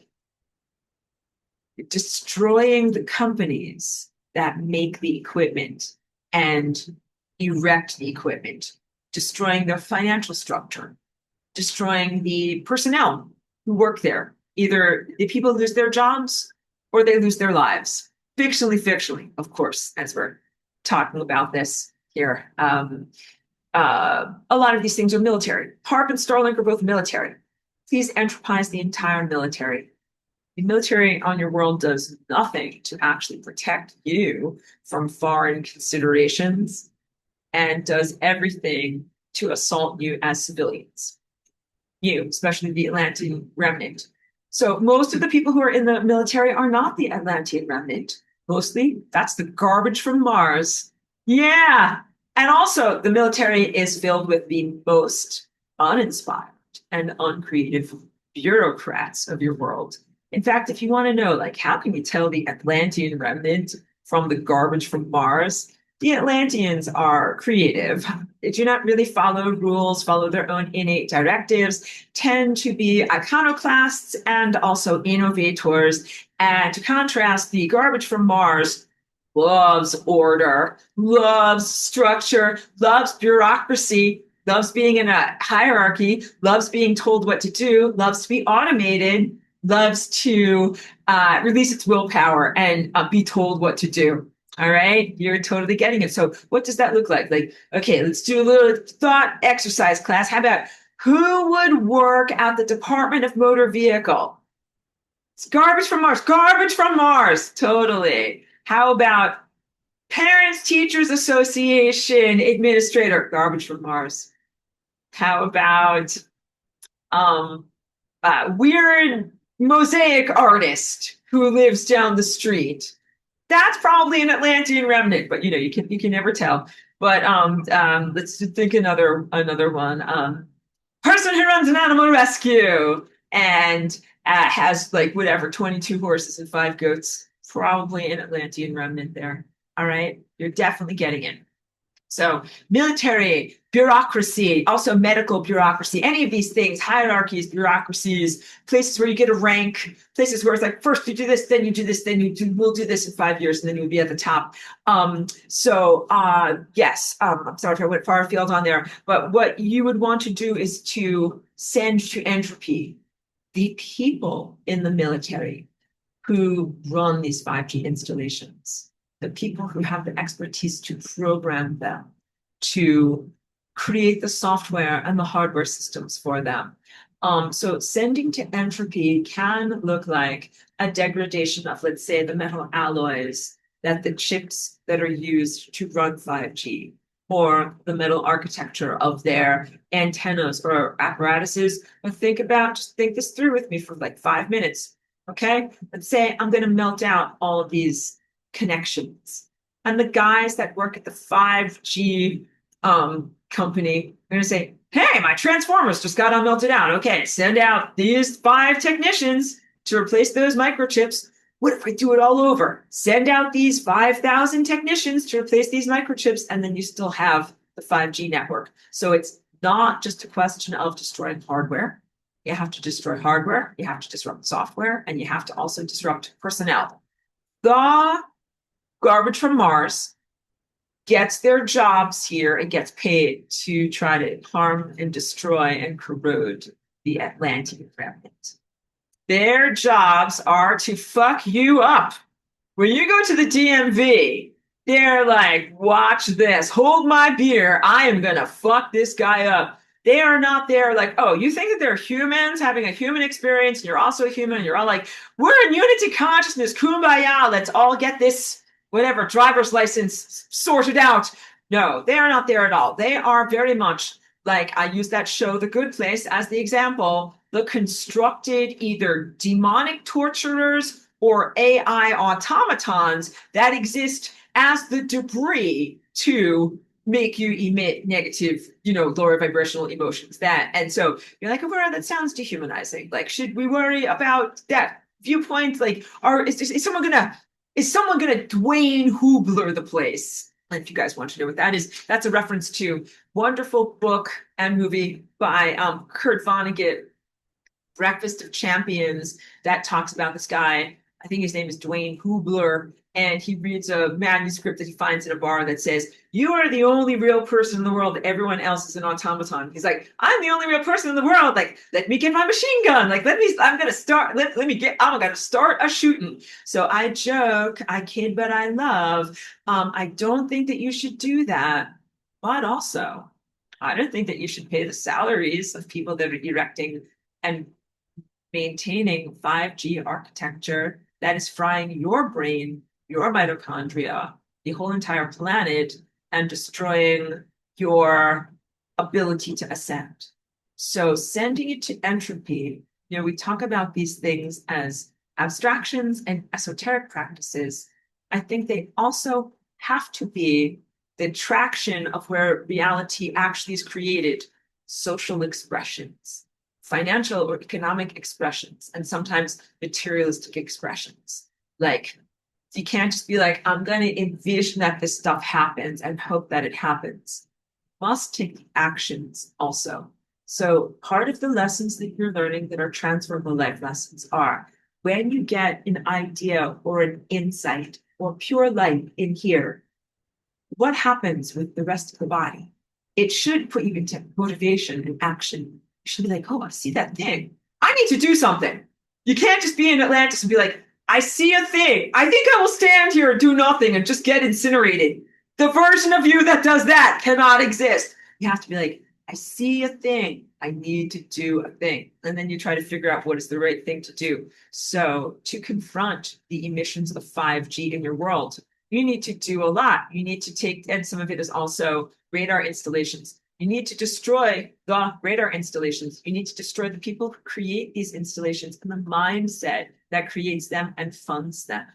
We were doing pretty well with the momentum of the Iran war in February of this year, but please know that it has all completely gone down the toilet, and it didn't destroy nearly enough of these 5G installations. For a short amount of time, the regime of Iran used blocking hardware and software to block out the Starlink in its little neighborhood, and they could think clearly for a very brief amount of time. And they're like, I don't like all this mind control. I think I will bomb the shit out of all of these radar installations and then have a small amount of time to regrow the tendrils of my brain and not have my mitochondria destroyed. And then they dropped the ball and very stupidly did not go all the way and did not destroy all of the data centers and all of the emissions and all of the Starlink satellites, which they should have. And now there's a peace détente or something like that. That is really the worst news for us. What is positive in what I did was maintain the reality structure. And this is what I talk about, like, don't abuse miracles, because we needed to be able to have clean water and electricity and basic hygiene to confront the sun. I really learned about this. Like, if we didn't have this timeline, first of all, if we didn't have electricity and AC, like, a lot of people would die just from the extreme heat and the frying of that is happening right now. So it's not like you'd be like, hooray, there's no electricity, so all the 5G isn't frying me anymore. It would be like, it is still frying, and I have no AC, and I have no running water. So for those who are medically fragile and who would die from excessive heat, and also so many people would have died from poor hygiene, simply not having running water. And also, it is so difficult to confront the sun and have this type of empowerment-based family meeting with the cosmic infrastructure when you are wondering from moment to moment, like, how can you get enough food? How can you get enough clean water to eat? So you're advocating for your capacity to move beyond materialism, but you don't do that by having the material rug prematurely swept out from beneath your feet. So whole entire Iran war, I want to say, is now FUBAR and completely worthy of going in the bin. So throw it in the bin. I don't know if anything actually was accomplished by that, but what is positive is that as time has gone on, like several months of chronological time has happened, more light has flowed into the system. Key point and continual emphasis. light itself is independent of the sun. Just like food is independent of the boobie that, your mom sticks in your mouth. Like food is food, light is light. Don't become a vampire and turn away from the light, but you're in an adversarial relationship right now with the source of light, which is the sun. And that's why I'm advocating for you not to get fried into oblivion and go on the membrane of death and have some kind of Christian afterlife experience, but instead to stay a fucking alive. Do the flying rainbow lasagna and confront the sun and be like, we actually don't want to die. And instead of us dying, you should die. This is radical. I know. And so let's talk about this. We're in the moment of Atlantis. Debris is coming in from Mars.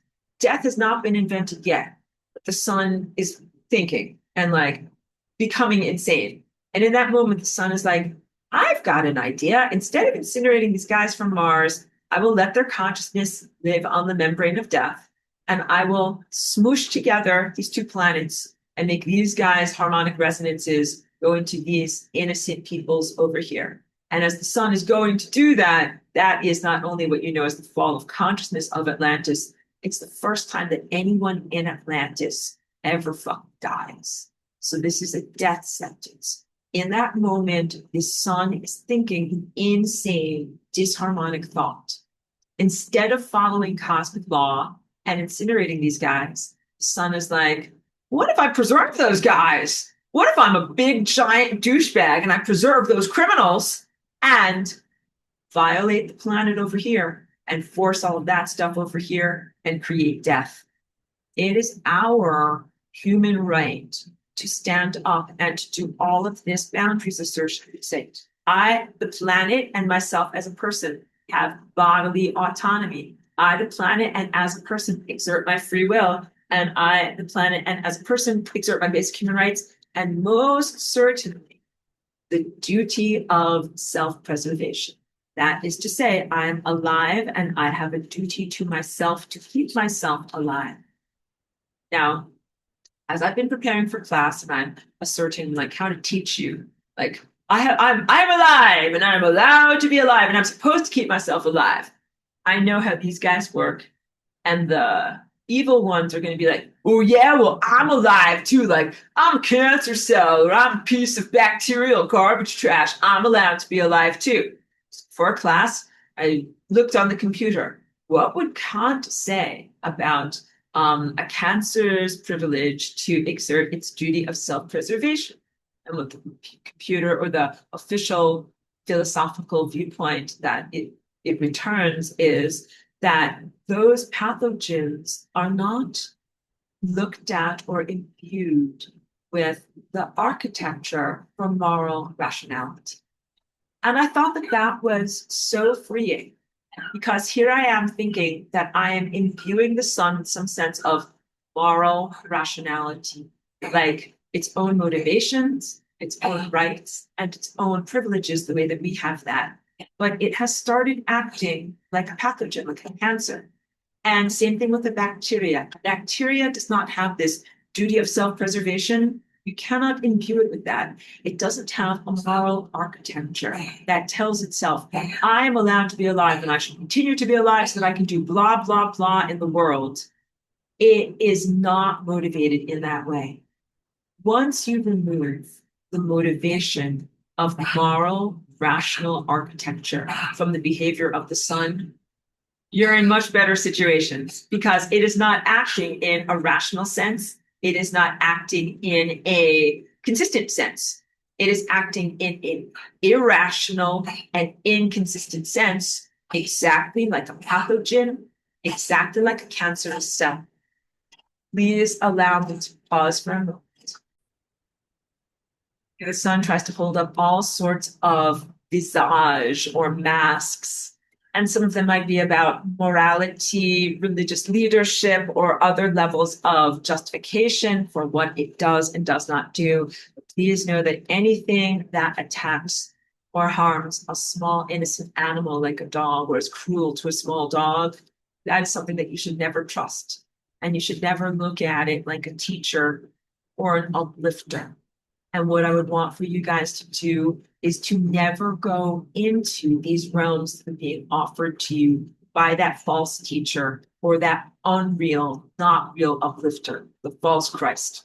All right. So right now we are heading into the face of the sun, and it's full of maggots. You're like, this looks terrible. I don't want to go in there. I'm like, I know, it's gross. Yeah, no, it totally needs to be purged. Do not accept any narrative where you get on board of some kind of a clank metal spaceship and fly off, or clank metal spaceship guys come here and offer you something. Or what are some of the other escapist fantasies? Like anything. Man, Sky Daddy Jesus comes down, bearded man. How about what else? Like Anunnakis, what else? Inner Earth people fly on out. I don't know. I'm just thinking of the most outlandish and inflamed stories, but please do not go into any of those stories. All of those stories are technologies. Like they are narratives, but they're really narratives that are like a flavor or a recipe for your mind that's unhealthy, and it's something that would never be created naturally and that you would never participate in. That includes like, don't go into an AI roach motel. Don't think that you're going to upload your consciousness into something. So beams are being sent out. Don't align the mouth of your mind. Don't be receptive to something that is telling you, come on board of my spaceship or come into my Christian heaven, I will save you. And I only know enough Christian theology to be able to prevent myself from being hijacked onto something that is really a pirate ship that is not a real savior's vessel. And so when this false astral Jesus comes along and is like, like just die of 5G and come on board of my conscience vessel, just get humble, stop resisting me or whatever. I was like, no, please don't save me. Don't save me. Whatever, the artificial Jesus or astral Jesus. I'm like, you need people to actually invite them into your life and welcome you into your life and get baptized. And I'm like, no, don't take me. I'm not. Go get that guy over there. Go save that guy over there. He wants to go on board. I don't want to be a part of you. And I'm doing this, I hope, really hilariously, because I don't want it to appear also that I'm like taking people away from their true faith or misguiding them or whatever. Like, really, if you think that if you want to go into the consciousness roach motel, I would be like, go in there. But also, I would not want you to suffer for however many millennia you would face in suffering and going in there. Because please know that as this planet has been increased in radiation to make it more and more uncomfortable and boil you and fry you more and more to be like, okay, just die of cancer and then go into whatever, the clank metal spaceship of Jesus. That place is not better. And they try to make it think like, my friend was writing in that chat room sharing that you're going to have a nice whatever upload life. No, it fucking sucks. It sucks for everyone. If you think that you came from planet Pleiades and then you're going to live here and then you're going to get uploaded onto some Star Wars fiasco or whatever it is, I can't even explain to you how harmful and corrosive a lot of people's inner Star Wars fantasies are. And this is why we also have to talk about the star seed and UFO and disclosure community. But basically, like, no, it's not just your own harmless private fantasy of thinking like, oh, like I'm gonna go fly off with the Millennium Falcon or something like that, and then I will be flying around with space lasers. Might have to open the door for cheeky. Hold on a moment. Yeah, it's very corrosive. You should not think that you're going to hop onto a metal spaceship or fly around with space lasers, or I'm going to open the door.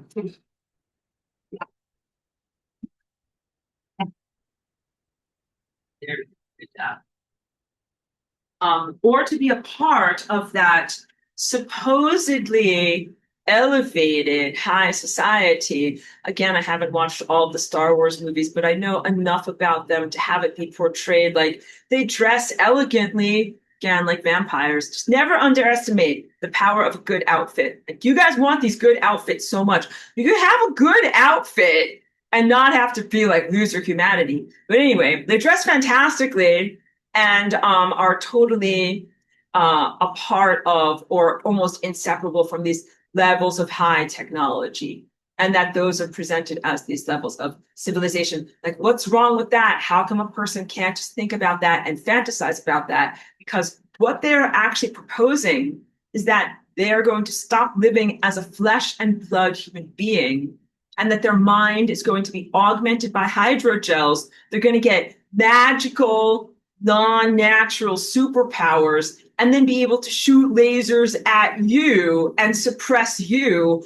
while they align with a horrendously evil empire that has an agenda of, pure torture. So, okay, just please understand, if they did upload themselves and there's not yet been a consciousness bridge created, and I'm making sure that it ain't gonna be created, let me just hydrate on that. But if they uploaded, it would just be pure torture. And it would be the greatest mercy to just end their existence. Because once you go into that level, you are dys-harmonic to an unfixable level. And there's no way to emerge from that. So that's why I call it the Roach Motel.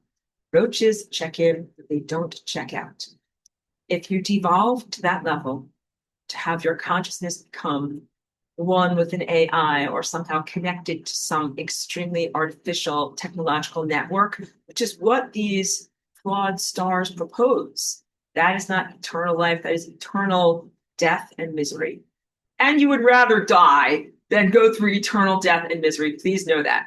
So the flawed stars who collude with each other, I propose, in some mafia, like organized crime network, they do send signals back and forth between each other, signals of imprisoned consciousness, utilizing technological conveyances, not natural.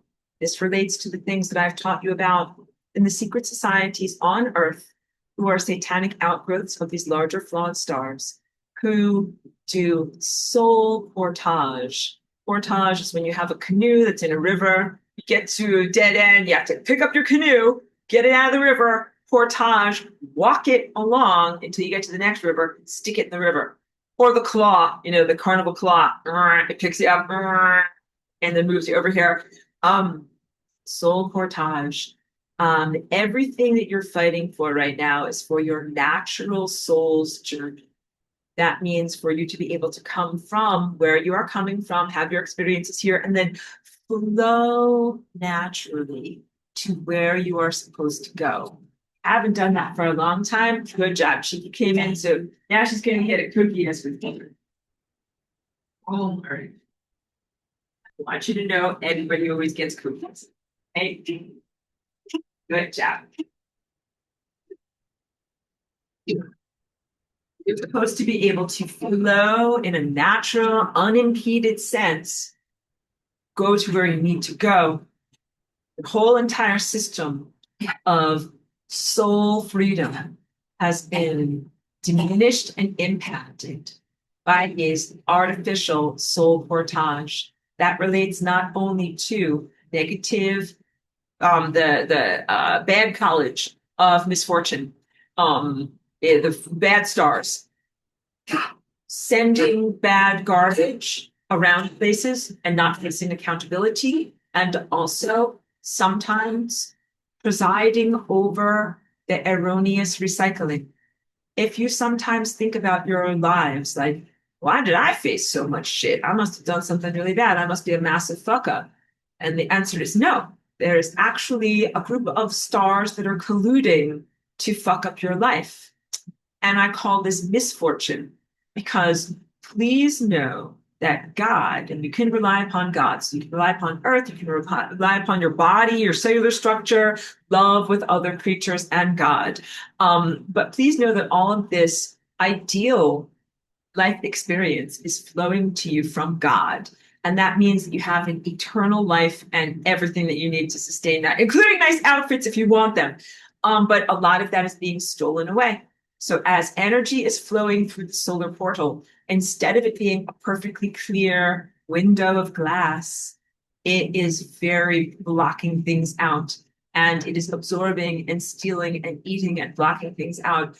You only receive whatever 2 or 3% of what you should receive. And this is what I spoke about last week and said to everyone, you want more than just $2. You want to have your whole $100, and you must grab somebody by the shirt front and be like, give me my money. But if they're not going to give you your money, then you got to storm the Bastille. You got to go to where the money is. So where is the money held? The money is in a higher dimension. The light is in a higher dimension. And you should and shall have access to your light. You should demand access to your light. So I'm going to jump into the actual, um, lesson 13 that I have prepared. I also want to go into questions that came from wonderful students who sent them to me via email. And I also want to make sure that I read the chat over here. This is such a good, funny way of saying it. Charlie B says, quote unquote, do not try to escape by getting into the cosmic candy truck that offers sweet things. Exactly. Very, very well done. And I do want you guys to know that some of the lessons that you've learned here in this level of reality, some of the street smarts that you have acquired is very applicable to the final boss that we face in confronting this extremely flawed sun. When I say it's colluding with other stars, I think it is important to recognize that it's not just this particular star, that I think this is like one of the mafia bosses, but that there are others that help it and are part of the minions of that. And that this is the original dark magic. So before I get into this, we've been fighting for the past 5 or 6 years very much in confrontation of the technology.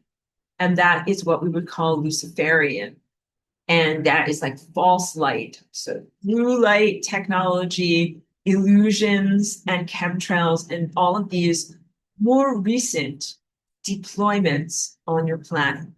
But before we had that, we had dark magic, which is the old way of fucking shit up. And we still have to confront that.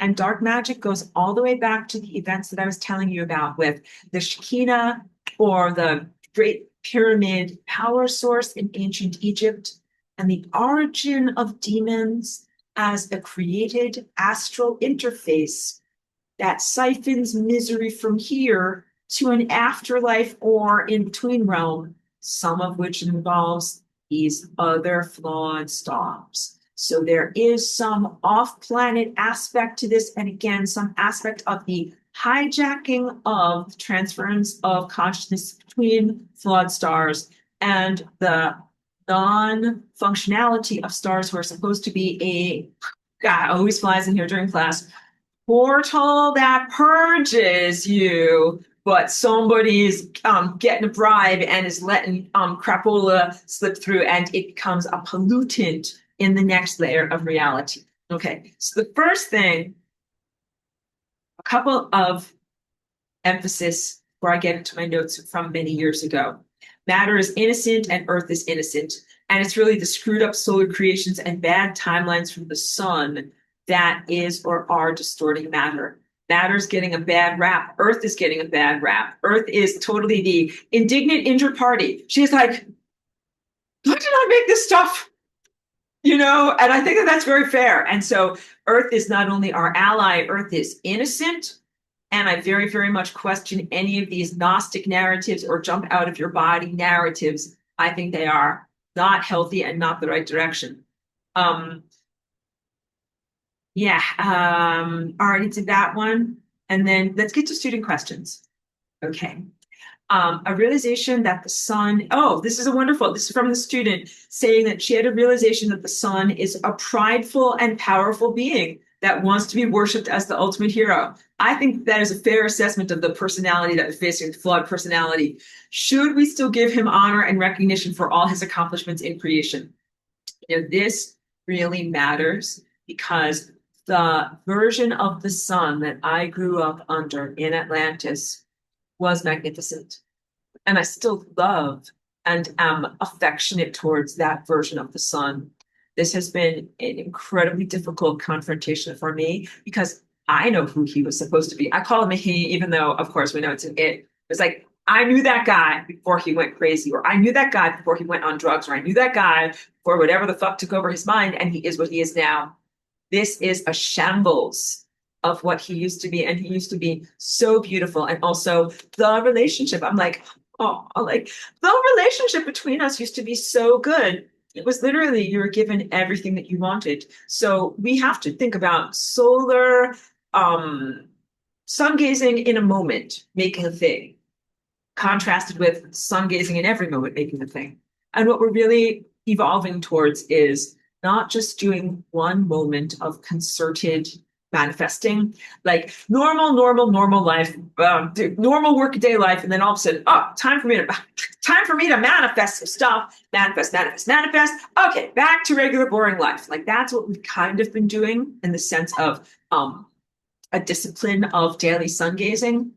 But what you really can move into and what our lives were like in Atlantis was I want to use both of my hands to demonstrate this a constant, voluptuous, like gushing forward in every minute. You're like sun gazing all the time, big bang all the time. Not like, oh, big bang a million years ago, but like, I just created reality. I created reality again, again. Like, I get so much energy when I even think about that. It is the way you're really supposed to be.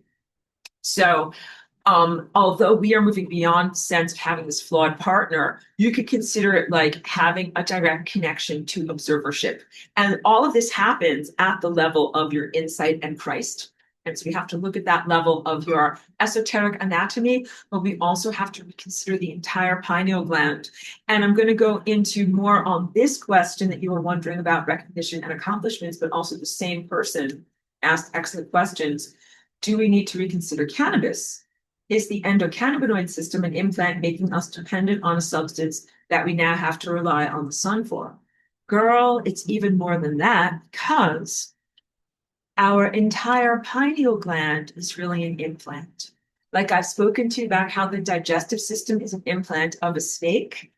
The pineal gland is also a type of implant of a snake, where it's like you can almost imagine like this is its head here and then it has a tail, and that's the nerve that goes into the brain. I've spoken about this in class before. I said this is a vestigial organ from your reptilian heritage. Like, that's it, Aurora. Jump off your treadmill right now, cut your head open, get that reptilian crap out of there, right? Like, this is what we should do. No. And I've always been very clear on all of this.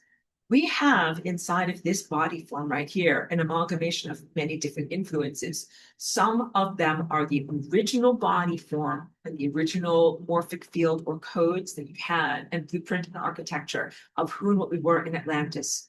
Some extra stuff was added on top of there, and some things have been repurposed. So of your whole entire glandular structure. That includes not only your pineal gland, but also the glands that are in your throat, in your heart, and your reproductive glands, and even your kidneys and your digestive glands.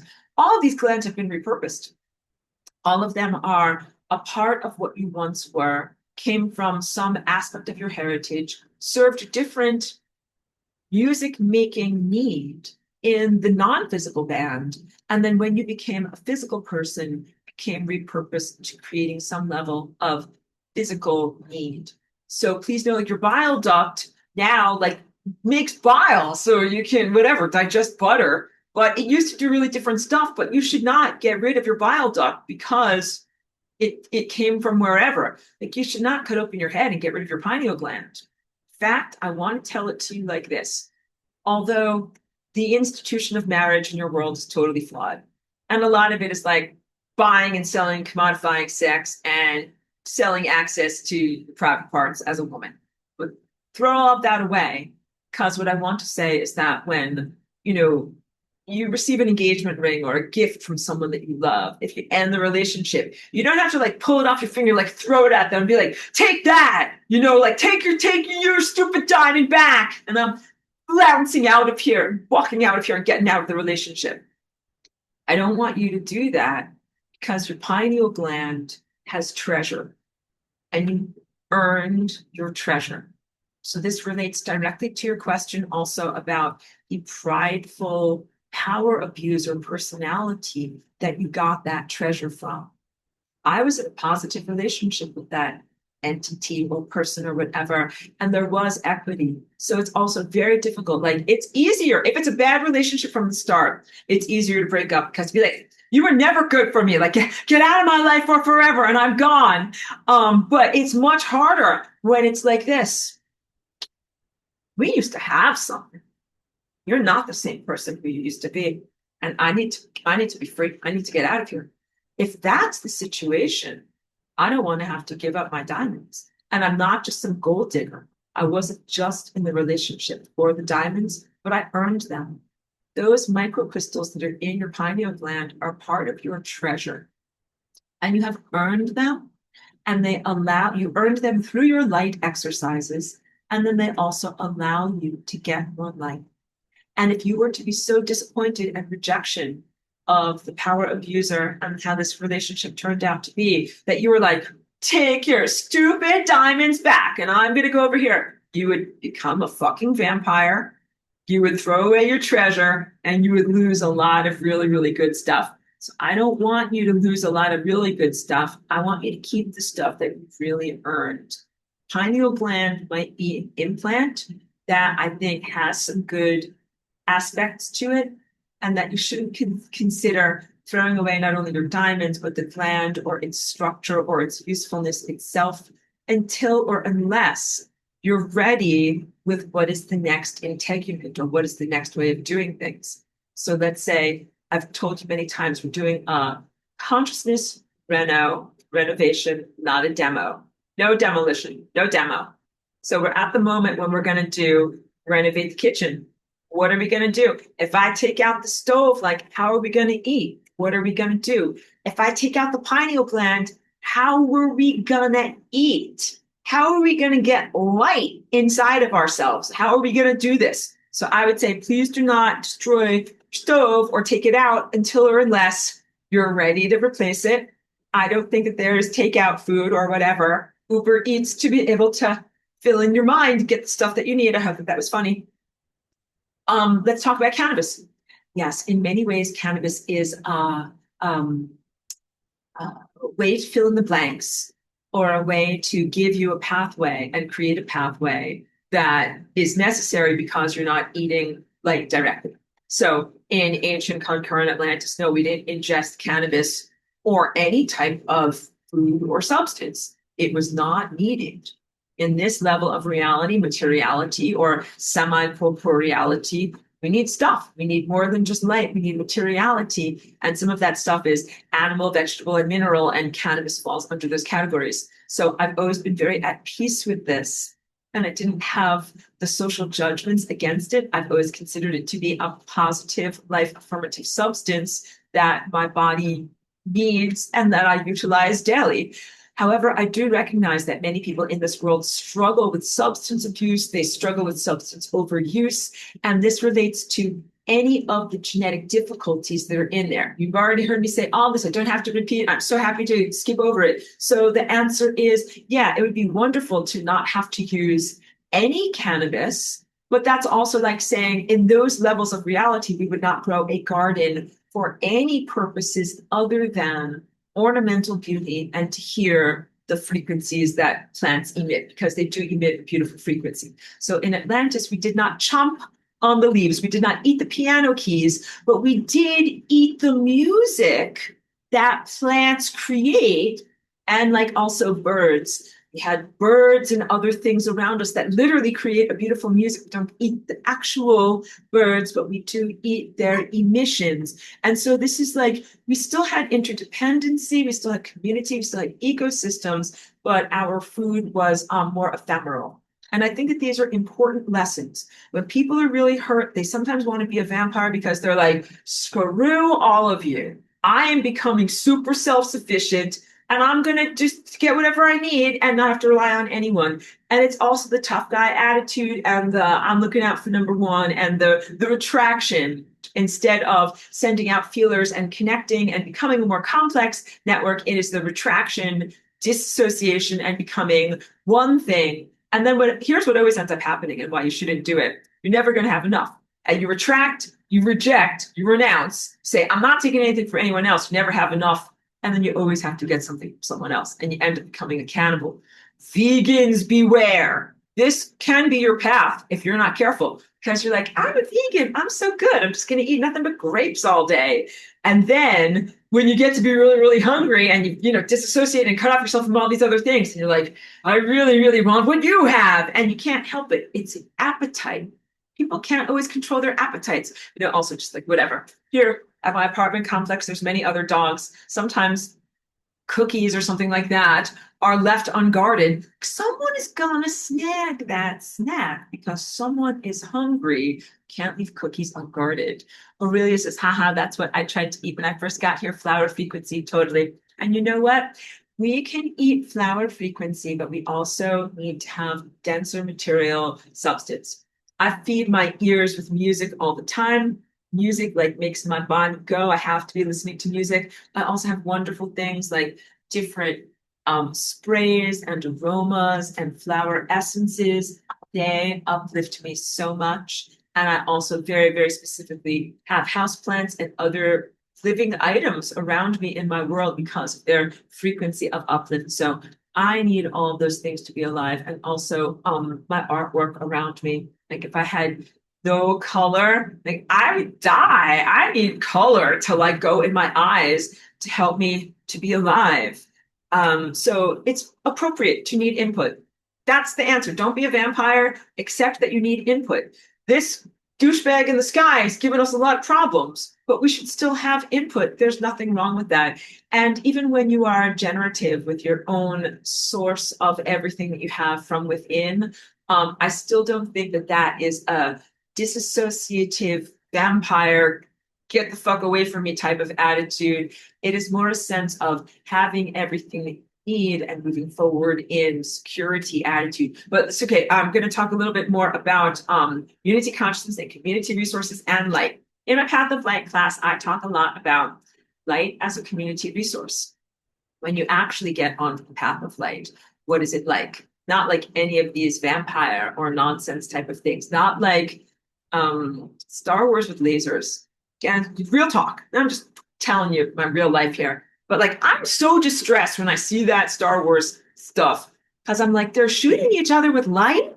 Like, that is not what we do. Like, light is the life giver. We don't shoot each other with light. I've told you about how when you ascend in Atlantis, you're going through this perambulation. And when you learn from someone, like you've had interactions with someone, you reconfront them, you learn from them, and then the light flows back to you.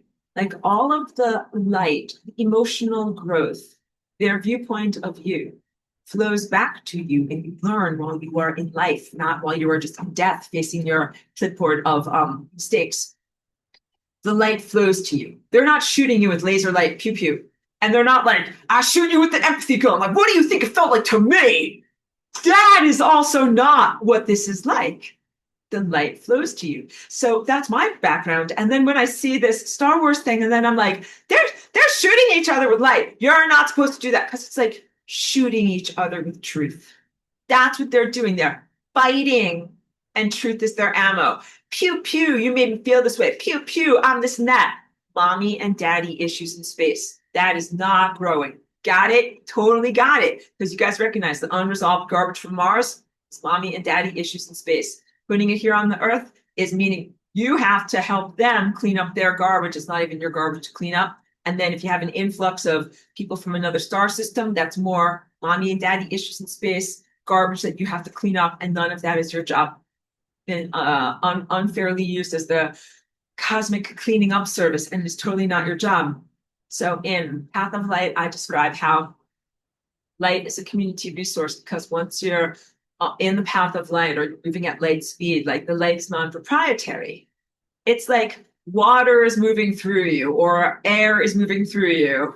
I know you're in a world where everything is commodified and everything is a resource, but you're like, I breathed in a bunch of air and then I used it and then I breathed out a bunch of air and then more air came to me. That is what the light is like. So there's not a sense where it's like, I have my 5 units of light. Don't steal like it's in my pocket over here. Don't steal my $5 of light. I need it. I'm like, oh, I have this much light. I will use it or I will send it on. And then the next amount of light flows to me. And there's a sense of supreme security because I always know that there's going to be more light because we sustain each other. And there's not a question of being withholding and not giving someone their light. Except for this douchebag in the sky that you guys are learning erroneous lessons from, who is withholding. and holds on to your light and doesn't give it back to you. And then he also does stuff like say, it's not my fault, someone else did it, it was an obstacle, it was a bad alien, it was a this, it was a that, but it's him. And so you should never have to learn that lesson, but you're having to learn that lesson. And then this is what we did last week. Since you say, I want my money, I want my light, I'm supposed to have that. So what it looks like when you have your light and your money is your ability to make reality. I don't know about you, but the first thing that I would do if I got a bunch of reality creation money is to stop the fucking torture. I would be like, the first thing, like I get $5, be like, I would like to pay for a cessation of torture, please. How much do I have to save up to get them to turn off the 5G or whatever I need to do here? I'm being lighthearted, but totally serious. Triage, like, is the first thing. If energy flows to you for reality creation in this moment, just the first thing that you're going to do, be like, I know, like, I will, whatever, make an ice cream sandwich and like a chipwich. It's like, no, the first thing you're going to do is stop you and your loved ones from getting fried to death. Snacks will be secondary after that, immediacy. We all have to make sure that we stop being tortured immediately because you're imperiled. Like this far, this close to the edge of the cliff, almost over the edge of the fucking cliff. Have to get your money to be able to make reality. So the sun right now is emitting realities where it says, you go over a cliff, you are gonna die. You're gonna die and go to the membrane of death, and then I'm gonna blah, blah, blah with you there. And you have to say, I don't consent to that. I take my money and instead I do something different with you. And this is really an object lesson and very, very powerful. You do it as individuals. Definitely Earth and nature does it as well. Every single tree is doing the same exact thing, saying, I don't want to die. I don't want to be incinerated. I don't want to live on a non-viable timeline. I actually choose something different because the invention of mortality affects all of us. It also affects plants that are domesticated for our use, animals that are domesticated for our use, and even microbes. Your fermented sauerkraut of your bacteria that you're enslaving to make your fermented sauerkraut for you. Like, what is the meaning of my life? Like, you ferment sauerkraut for a human. Like, we had a very, very different level of freedom, even at the, monocellular level in Atlantis, because you weren't having to be used by others. So please, don't be in conflict about eating your kimchi or your sauerkraut or whatever. Comprehend that these are all repurposing, or like you're doing the best you can under extreme circumstances that you should never have to do that. So you've done the best you can, but now you should be able to move beyond that. When things come here from another star system, they're like, hi, we're all in unity consciousness. We have to remember these lessons of unity consciousness. I really bristle at that because there's the call for open borders and the porosity of access to resources, but not a concomitant level of committedness and responsibility. It's very easy to say, like, hey, we're in unity consciousness, like, give me some of your stuff. I want some of your stuff because I have less than you. But not to say in unity consciousness, I bear a responsibility towards you, a moral responsibility, or I have a responsibility to respect your boundaries. So in the world of pure light, we actually do respect one another's boundaries. I wouldn't steal from or take erroneously light or life force energy from someone else because I want them to maintain their structure, because it's good for all of us. Their structure helps carry light to me. If I destroy the garden hose cannot carry light to me. If I destroy my neighbor cannot carry light to me. So you have a vested interest in maintaining the transference and correct transference of light, even while you are non-proprietary. You want to make sure that you're not dissolving garden hose that brings light to you. So setting boundaries doesn't make you dark. If someone comes to your planet and is like, oh, hi, I'm here to get all of your light resources now. Sustain me. I'm here. You can say that is a bunch of bullshit and I'm not required to do that. And I know that that's not the most socially positive or nice thing to say, but it's really time because you're going to go over a cliff and it's not possible to be polite and accommodative under these levels of extreme duress. I am sure that there's questions about that. Let's talk about it more, but let's also keep going forward. One of the other things that I have to caution people, and there's one more question to get through, is in the new age world, a lot of people are saying, I reject the AI timeline. I only want, quote unquote, the organic timeline. And this is more a pitfall of ordering the wrong thing off of the menu intentionally by the manipulator and the guy that runs this very bad restaurant, because he is technically organic. The flawed sun that is very pathogenic at this point is technically the organic sun that has a technological overlay or a pathogenic face in front of it. But if you're like, get out of my way, technology, I only want the organic timeline. The organic timeline is going to be like, hi, I'm the face of the organic sun, and I'm here to fucking incinerate your body. So we don't want either of those things. Other excellent question from the student says, do you think it him who imprisoned the Shekinah?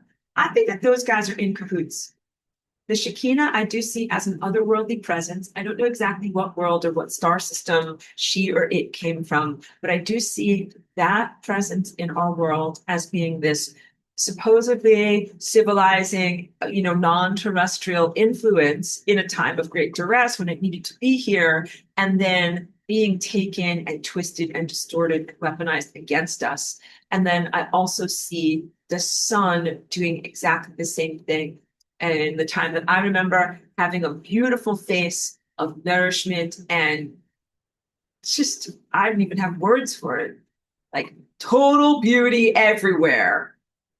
In contrast with this world of death, which is gross and disgusting. Like the face is full of maggots. The face of the sun just looks terrible. So I think that both of them are working together. The events of creating the demonic interface, wherein human, especially female sexuality would be disrespected, hijacked, and mispurposed to create death and torture, that is 100% from the evil star systems. And the evil star systems run, pardon my indelicacy, on ass rape, violation, and they invented the digestive tube to be able to be raped and violated here. We didn't even have a tube like that to put things into in the other world that it came from. These practices that started with that hijacking of the Shekinah and her energy of fertility and wish granting is totally in conjunction with the face of a torturer, the sun turning into the face of a torturer instead of being a benevolent overseer or a person like me. Like I kept my birds and I was benevolent with them.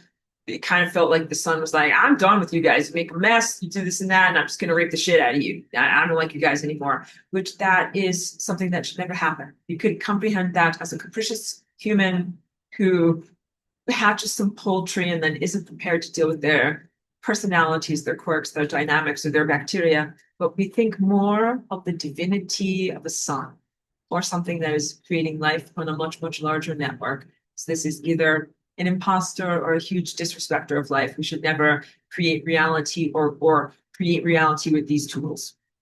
Okay, questions or comments, and then let's go into going over lesson 13, but from the current viewpoint.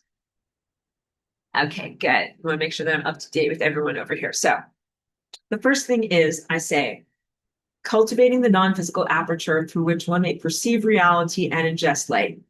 This is your aperture. What does it do? Perceives reality and ingests light. Are these things still valid? We are real with that. That guy's a douchebag. Okay, great. Does this thing still perceive reality and ingest light? The answer is yes. When I say perceive reality, we're talking about quantum observership and the interpretation of a series of raw and abstract waveforms into an experienced reality, and ingesting light as receiving intelligence. Intelligence goes in here. These things are still valid. As you begin to get more light and more intelligence, you can do more. You have to eat light and accrete light, and then you can do more. It's what you're here doing. Getting to the level of unconditional love and inner silence is part of that, because sun fucked up your shit at the level of ego development and language. So this has been attributed to so many other things, but really is the sun. It's like, your life is too easy. I will put words and incessant languaging in between you and me, and then you can't hear me as effectively. That is not a good thing to do, but we have to stop attributing it to something else and just say, the sun did that. Let's talk about the higher faculty or pineal gland resting upon your heart, or being fed and vivified by the frequency of unconditional love. Is it still truthful? It is still truthful. And unconditional love is the tone of reciprocity. And you can create that tone with yourself, cell-to-cell communication between me and my dog, me and Cheeky, me and Cheeky. How about me and another human, me and another human? How about me and the planet, me and the planet, me and the planet? You can still have this love and be receiving this love tone, even if you're not in reciprocity with the sun. You should be. And that's a big problem. If you are receiving less, you're giving to. Let me say, okay, so what is the third eye doing? It's a lens, it's a filter. You receive energy from the sun through there, but also you send energy from your own experience back to the sun. And then this is a key point I wanted to make. In Atlantis, in that level of reality, every moment is art. So first of all, this will help you so much when I tell you about my remembrances of that time. Everybody who lives in that time got to be there because we all wanted to be good people. So none of this thing of like the sun became a douchebag or someone's not a good person. Like, you got into the band because you passed the audition, and you're there because you want to do your best. You want to be a good person. When you listen to the inner directives and follow the musical score perfectly with your body, what you're doing is creating a beautiful art project where your body, your mind, your personal self-expression and perception is integrating perfectly with the planet, the other plants around you, the other organisms around you, and generating beauty. And the beauty is not just an arbitrary beauty. Like, you can think of whatever, some human art and say it's quote unquote beautiful. Don't get me started on Rothko, how much I hate the color field paintings. I'm joking, but I'm truthful. But not the cultural whimsy of some art that may be on a wall, on a museum somewhere, or something like that, but real beauty. Beauty that is defined unerringly by its harmonic perfection. And every moment was art for us. Very different than like here, where it's like, that's all like regular life, I'm scrubbing the toilet. But like this, in this square or this moment, this is the art, this is the performance. So everything was art. And if you can think about returning or being restored to that level of experience, we move beyond sun gazing. Here you do a performance for 5 seconds. Dun, dun, dun. I sun gazed. I'm making reality. But in the other times that we're used to, we really do this all the time, all the beautiful time. And also the pineal gland and your tendril of attention is the organ through which one may reach out and touch something mentally. So this speaks to the community touching something, connection, mind-to-mind connection. So like, if the sun is insane, don't put your tendril of attention on there. Just put your tendril of attention on there enough to be like, oh, like that doesn't smell or taste good at all. Get away from there. But then you're like, but that's where the light comes from. No, the light comes through there. It actually doesn't come from the light, and the intelligence and the awareness actually comes from divinity or from God. This thing that is really ineffable and not able to be defined. It's much even beyond the abstraction of light. But where does light even come from? It comes from God. And all of these things you do have access to, independent of the extremely flawed star. So please know that you can go beyond this flaw and access those things. But it doesn't mean that you should sit around letting this maggot dripping, like gross face just sit there in the sky. You gotta do something about it. You gotta clean it up. You can't just be like, I'm out of the relationship and going over here with God. That is denial and bypassing. You have to confront it. Let's talk about the solar wind is consciousness. When we do our flying rainbow lasagna dance, we are dancing with the solar wind, but right now, the solar wind is extremely flawed. If you connect with this version of the sun that is extremely flawed, you will die. I have to be a responsible teacher and tell you, oh yeah, like we used to be doing things like this, and we used to be doing sun gazing, we used to be doing this and that, but the sun has become corrupt or insane, and if you do that now, you will die.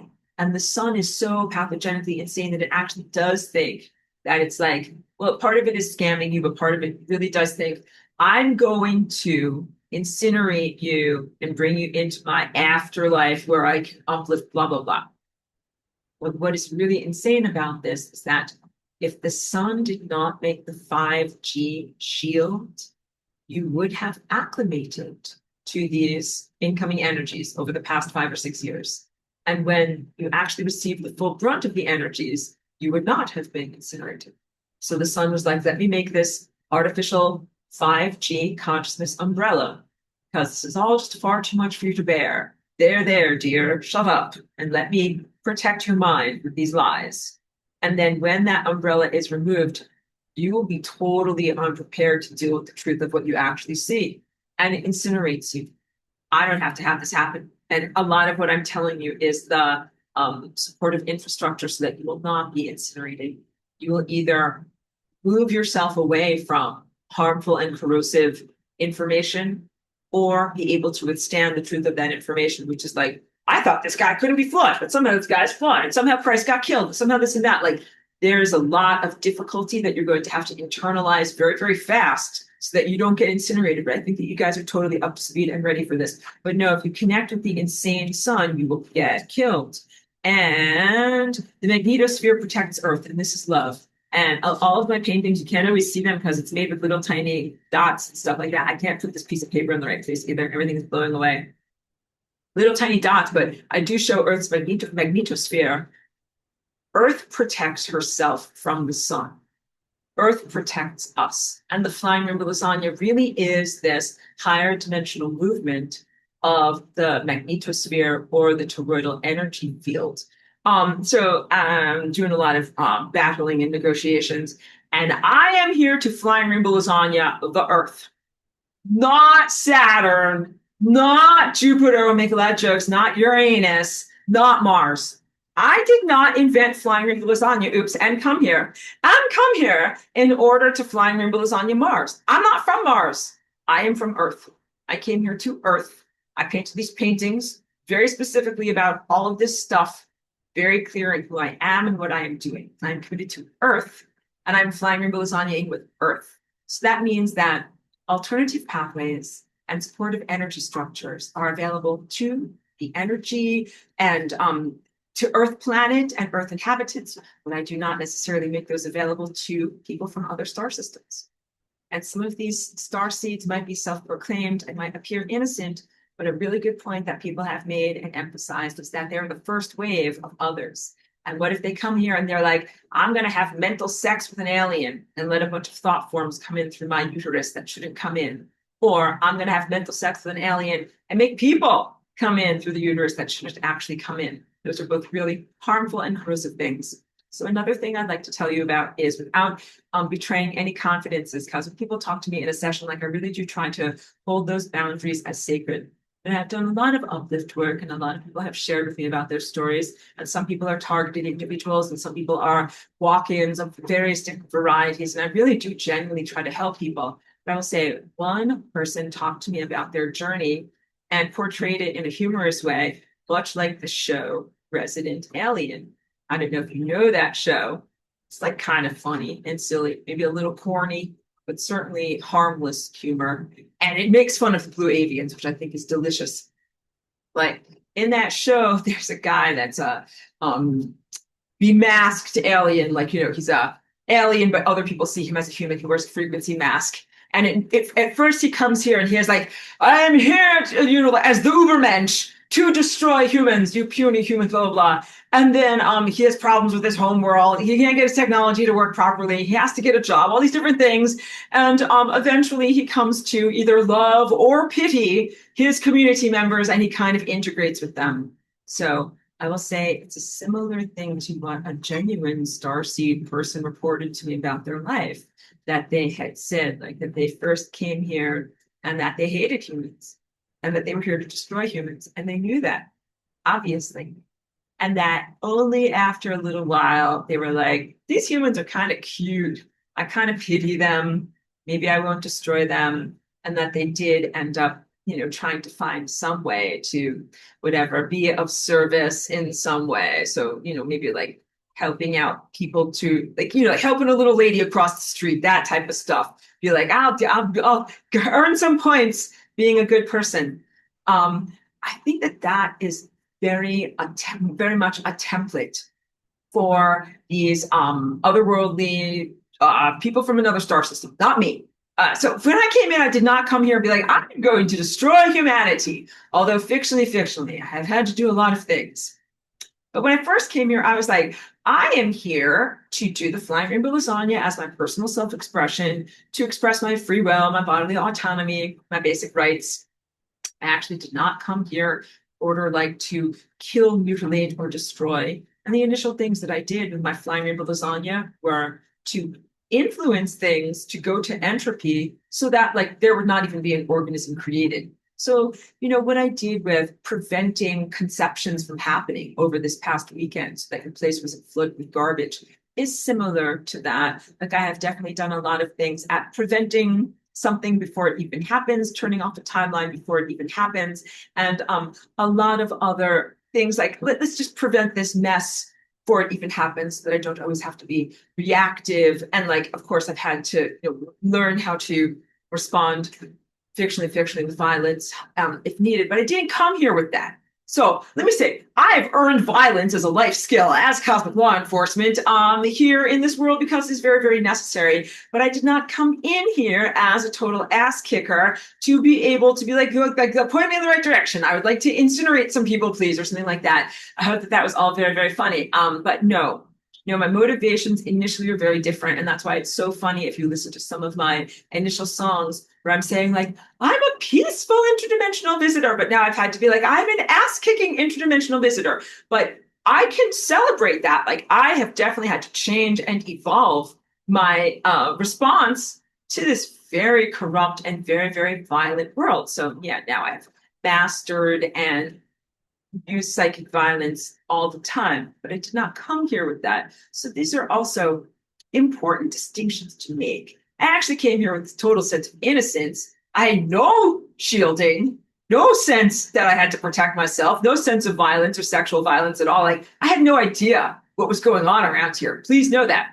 Very, very different than someone who comes through whatever type of portal with their unhealed stuff. That's like, oh, they're going to come in here with that psychopathic garbage, ready to do that psychopathic stuff to other people. Because yes, it's what they've come from, and also it's what they're emitting out. And yes, you're correct. It continues the cycle. And so, why am I bringing this up? Like, I don't want to castigate the people who are visitors here, but I want you guys who are the Atlantean, the native souls, tend to be a bit innocent, naive, and maybe overly generous. And I don't think that a lot about the interior world and motivations of some of these visitors who have come here. And those are also the same types of visitors, like after they've like condescended to you or pitied you or barely held themselves back from cannibalizing you. Oops, they are ready to cannibalize the ascension. So this is big, important stuff here. There's enough energy here to go vroom, vroom, vroom and to ascend for like the right number of people to do what they need to do. But you can't just add in endless amount of extraneous garbage that you're going to accelerate. Like there are very real causality structures and there's very real math. And there's plenty of everything that you need to be able to get done what you need to get done. If you have a frictionless, perfect system, like you'll have a perpetual motion system with no friction and with total, what is it called when you preservation of resources, total preservation of momentum. If your system is perfectly structured. What if you put a bunch of garbage people into your system? That's like, no, there's not going to be enough. But if you're like, Aurora, I thought that there's an infinite amount of light, blah, blah, on the path of light. I'm like, yeah, if you have the right people there. This is the essence of what you have to embody in truth. And it is very difficult for your cognitive intellectual framework to understand this and analyze it. And I don't think you can analyze your way through this. You have to experience it. Basically, there's some people who shouldn't be here, and they are a drain on the system. And those are some of the very people who call for unity consciousness. We're like, hey, nice planet you got there. I think I would like to come in and I would like to say we're all one. We are all one, kumbaya. And those are some of the same people who purport to be doing their new age shadow work, embracing their quote unquote dark side and not holding up boundaries to evil. These things could have been looked at as a whimsical nonsense if you weren't connected to them through 5G. 5G creates all of humanity as a type of interconnected slush fund, where if someone else is fucking up, you will also, perforce, be fucking up. It's totally unfair. We need to turn off this slush funding and removal of boundaries immediately. But for the time that that has been active on your planet, it's like basically saying artificially, everybody's bank account is connected. And it's not very nice when someone else has whatever, $2 and you've got millions of dollars. They are taking your energy from you.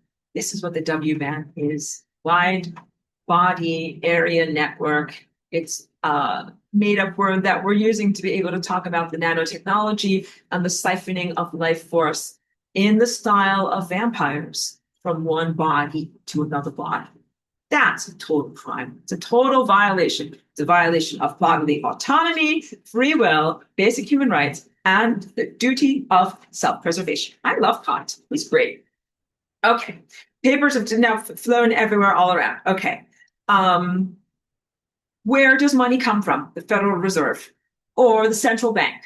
Where does light come from? Center of the galaxy or God? Like it's really, even the center of the galaxy is not even the same as God, but that's like saying the conductor. All right. So you got Carnegie Hall. That's like the cosmos. You've got the conductor. The conductor says, tap, tap, tap. We are all going to play now. I'm the conductor, and you're all the stars, and all the stars. So the conductor is like the pineal gland. The stars are like the mitochondria. The stars are like the musicians. And then what are the stars supposed to do? They're supposed to create the biological life or the projects on these individual planets and sustain them joyfully. There's not supposed to be a thing where the star is like, hey, you fatty, what are you doing eating all this energy from me? You know, you fat earthling, you chubby chubs. I don't want to give you all of your light energy as you're so requiring. And I only want to give you this and that. Actually, I don't even want to give you enough energy for you to be immortal. I just want to give you enough energy to be mortal. I think I want to siphon off some of that energy. All of that is a crime. And before you say, well, like if it can be done, it is being done. It's being done through technology. So technology facilitates things to be done that should never be done. And also, I am here through non-technological portals to directly confront things that should never be done. So these are also easy litmus tests. Easy test. Should I trust this thing or not trust this thing? Like, does it need technology? Put a little drop of it on the litmus test. Does it need technology? This thing, throw it out the window. It needs technology. Like, you know, the sun and these corrosive soul distortion currents are technological. How about flying rainbow lasagna? Does it require technology? Put a little sample on the litmus test. No, it does not require technology. That is good. Okay, good. So you're starting to get there. Like you can trust in things that are non-technological. They have a harmonic basis and a math basis in their upholdment. Technology exists as a type of like a cheat code, like for when you can't get it really done. So think about the sun. The sun really does want to fry your ass. Fry your ass, girl. But it can't do it without some form of technology. The sun literally had to create a 5G ray gun at huge expense to try to fry you with technology. That is definitely some weak sauce, I say. All right. Portals of connection between the sun, the earth, and you. This has to do with connecting your individual force field, the earth's magnetosphere, and the sun's heliosphere. This is like for better days, because we are not doing that right now. But you should get your money and your inspiration and your life force and vivification from God or the galactic center or somebody who has their shit more together than the sun, because you should not be getting these flawed narratives from the sun. So this is the first thing. Do not get on board any consciousness vehicles that tell you you're going into a magical AI fantasy land, high technology, clean Star Wars world, pew pew lasers, or any kind of thing like that. Those are all negative narratives that are temptations that are coming to you from the sun. You have to politely reject them. Be like, no, thank you. I don't want any of that. Go save someone else. And then I think I would like to go over here to have a genuine relationship with genuine light. Okay, still apt. There's singularity inside of yourself. So Earth's magnetosphere is still valid. The concept of your own singularity and the singularity inside of something else is still valid. All of these concepts are still valid, including the mechanics of how the lasagna is created through the jumping of the singularity back and forth, like into me and into whatever I'm jumping into me and into whatever I'm jumping into. And at the same time that you're jumping back and forth, this thing is also rotating. And each of these flanges is kind of made like 1, 2, 3, 4, 5, 6, 7, 8. So all of that is still very valid. Just what is no longer valid is the dance partner or the person that you are dancing with. Big on pineal gland being a powerful creator of reality. So in Atlantis, the way that our anatomy worked was not linear. Here in this world, you're used to linear. Like your heart is the source of your blood, goes all the way around your whole body, and then it comes back to your heart. But in Atlantis, we do not have a circulatory system like that, where it's like something goes from point A to point B. We were all very non-linear. So that's the best I can give you on that, with the sense of being non-linear. Like, have to tell you, so like some of what is here is still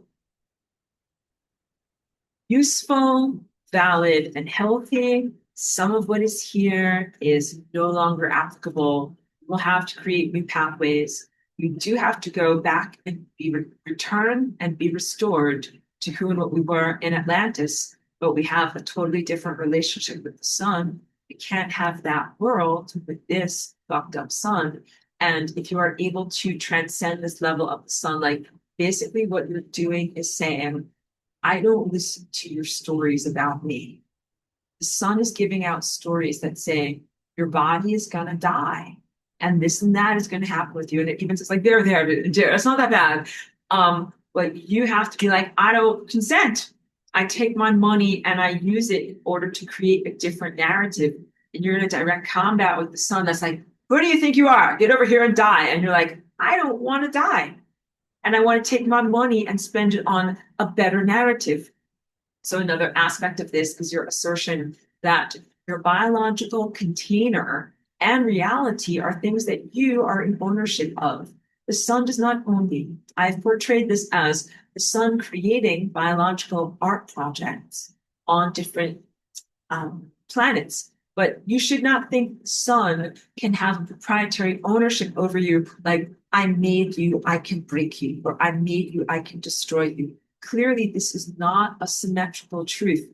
I hatched those birds, but that doesn't mean that I have a capacity to destroy them. Even though you'd be like, Aurora, like you got them for food. I know, I totally got those birds for food, but our world did not we didn't have like I didn't have to eat them. We didn't have no grocery stores. We had better alternatives, so I didn't have to eat them.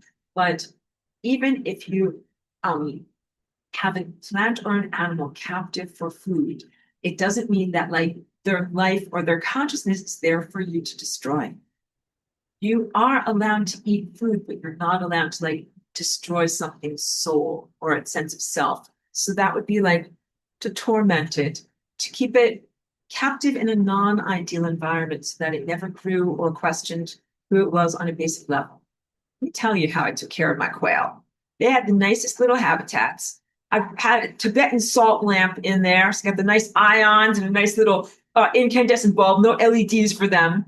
Every day I would go outside and I would pick like sage, lavender, other different herbs, and put them inside of their cage or habitat as enrichments. They got like the grain, the worms, the this, the that. Like I gave them everything, gave them a very, very nice positive existence, and even sometimes took them outside of their habitat to be able to see what the world is like outside. They could get a sense of like, this is how big the world is, but you're in a small enclosure to be safe. And then, of course, when they exceeded the space that I had to take care of them, I made sure that they had an expansive place to be able to move to. That is how you take care of life. We have not been given the basic considerations that some very small, quail were given by me, by this larger solar entity who I really appreciate the student feedback describing that entity as like powerful and prideful. And you can be like, I know I'm good and I know that what I do is good, but without corroding and cutting down the things that you are supposed to be nourishing. These personality characteristics are not nourishing, okay? In my notes from years ago, I talk about how solar energy, having a solar rapport and eating the sun is not just being cooked by the sun. What I'm experiencing right now when I do sun gazing is being cooked. Even just in my house, you guys saw before the brightness of the light and the oppressiveness of the 5G. It is a microwave radiation and it feels like being cooked. That's because there's friction. When the waveforms go through, they're not going through perfectly. There's friction. And where there's friction, it agitates and creates heat. And this means like those are not ideal waveforms. Ultimate responsibility. That's this. Somebody did not do their job. And why is this an experience of being cooked as opposed to being uplifted and nourished? Because of the presence of 5G waves and the nanotechnology in people's bodies. Who's responsible for that? Ultimately, the sun. It is the sun's narratives, the sun's intentions, the sun's malevolencies, the sun's inattentiveness to the hijacking of its creation, and the sun's non-responsiveness. Like, let's say you do some kind of reality creation and it turns totally shitty, and you're the sun. It should be like, oh, well, I guess it turned totally shitty, and I have no responsibility towards that. Or should you be like, I am fucking responsible for this whole planet and all of the life narratives that are going on there. I can't pretend that this is somebody else's fault. I have to take responsibility for this. So the version of the sun that sidesteps responsibility cannot continue to exist. It can't live. It certainly can't live for forever. So this is what I'm proposing, and I'll wrap it up for today. And please open the floor to any questions or comments. I know I have a lot more to go through, but let's just say the version of the sun that wants to incinerate you and create death in the moment of Atlantis, we should all be like, I do not consent, and neither do any of the trees or whatever organisms here. We vote for you to die instead. Like, if you want to create death, that's great. You can fucking die instead. And this is where we are in the confrontation. Okay, good. I know. So very, very uncomfortable place for us to be. Michelangelo says, thank you, Master Aurora. Love to all and Little Cheeky too. I'll catch the rest on YouTube replay. I'm very, very glad that Michelangelo still has the daily disciplines to go out there and do the sun gazing. Please do it. Please continue with your light ingestion exercises and vivification. And also, I love it when each one of you confronts the sun. Don't turn away from the sun. Don't be like, I'm just over it. I'm done, or just incinerate me or whatever. Be like, hey, I thought we had a good thing going. Like, why are you acting like this? I don't consent. I want my money. Any of these things and more, and with all of the attitude that you can possibly muster. You must stand up to this. And don't be worried about responses if the thing is like, oh, you're still here, you troublemaker, you're still here. We are very, very powerful. And the only way that these patterns have been proliferating is through non-confrontationalism. As soon as there is a small amount of pushback, scrutiny, or the spotlight being sent towards the actual flaws in the actual system, that's when things really change. So take this moment. You are imperiled. It's very, very difficult. You're under a lot of duress. And even though you might not have a lot of food in your system, you are like a prisoner of war, but you have to stand up to your captor. Or you're like a person who has been in a bad relationship or in captivity in a family where you're like, I don't like the way you have ever treated me. And I've never been able to be who I really want to be. And I want to get something better. I want to get out of this relationship and have something better. And please know that just because you end this relationship doesn't mean that there's like nothing to take its place. There has to be something. And so also, finally, what I am doing is sending all the flawed photons to entropy. If you want to get super black belt, please join me. The sun's true face sends out photons that are narratives that are being hijacked and distorted by a layer of technology and then reaching us. But really, the ultimate is that the sun is responsible and that these photons are being emitted. So I'm just pressing entropy on all of these photons here and also on all of the dark magic energy siphoning that was going to the other stars. So if this is our flawed star, and these are these other insane stars that are like its minions, they act as a type of college of misfortune, removing the energy that God gives to you and giving you a lesser version of reality. And then pretending, like bullies, that they're there to treat you a lesson. They're like, I'm going to teach this guy a lesson. So you think like, oh, God gave you a skeleton that's going to be like 6'4", but they're going to whittle it away. And when you're born, you're only going to be whatever, 5'5". You'll be like, I know that I'm supposed to be taller than this. And they're like, yeah, you, Mr. Tall Guy, you got a lesson to learn. We're going to cut you down to size and make you born as a smaller person. But the truth is, you did not have the lessons to learn at a smaller level. The truth is that the flawed college of misfortune are a bunch of assholes and douchebags who are angry and jealous of you and your beauty and your whatever capacitation. And they are the ones who send badness to you. Beautiful person recently told me that they felt like a planetary smackdown, like they got something good in their life. They were walking around feeling so great, and they tripped over a tree branch, like a root on the ground. They fell and they injured themselves, and they thought that that was like some kind of smackdown, like something was teaching them, like, you thought you were going to feel so good and so lasagna about yourself. Well, take that, bitch slap, whack. And I want you to know that is not the sun or anything valid. That is this college of misfortune. College of misfortune sends out cancer. Cancer is never educative. It's not a learning process. People here try to contextualize it like, you got a learning process. You're going to have to learn some life lessons about that. Please reject all of that. Cancer is never a life teacher. It is a cosmic crime. And it is sent out by these horrifically inadequate non-teachers who purport to be and are imposters of your fate. They steal your fate. They don't give you your true destiny. They steal your fate. They should be destroyed and sent to entropy as well. So their signal sharing between one another, their consciousness broadcasts, their siphoning of your dark magic energy emotional energy through dark magic, and also the present sun.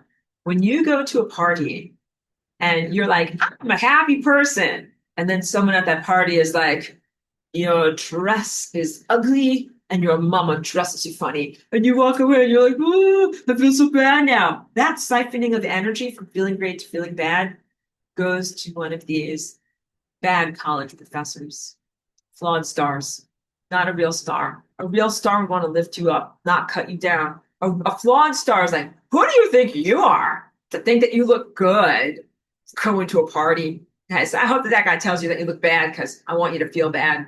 None of that brings you to your greatness.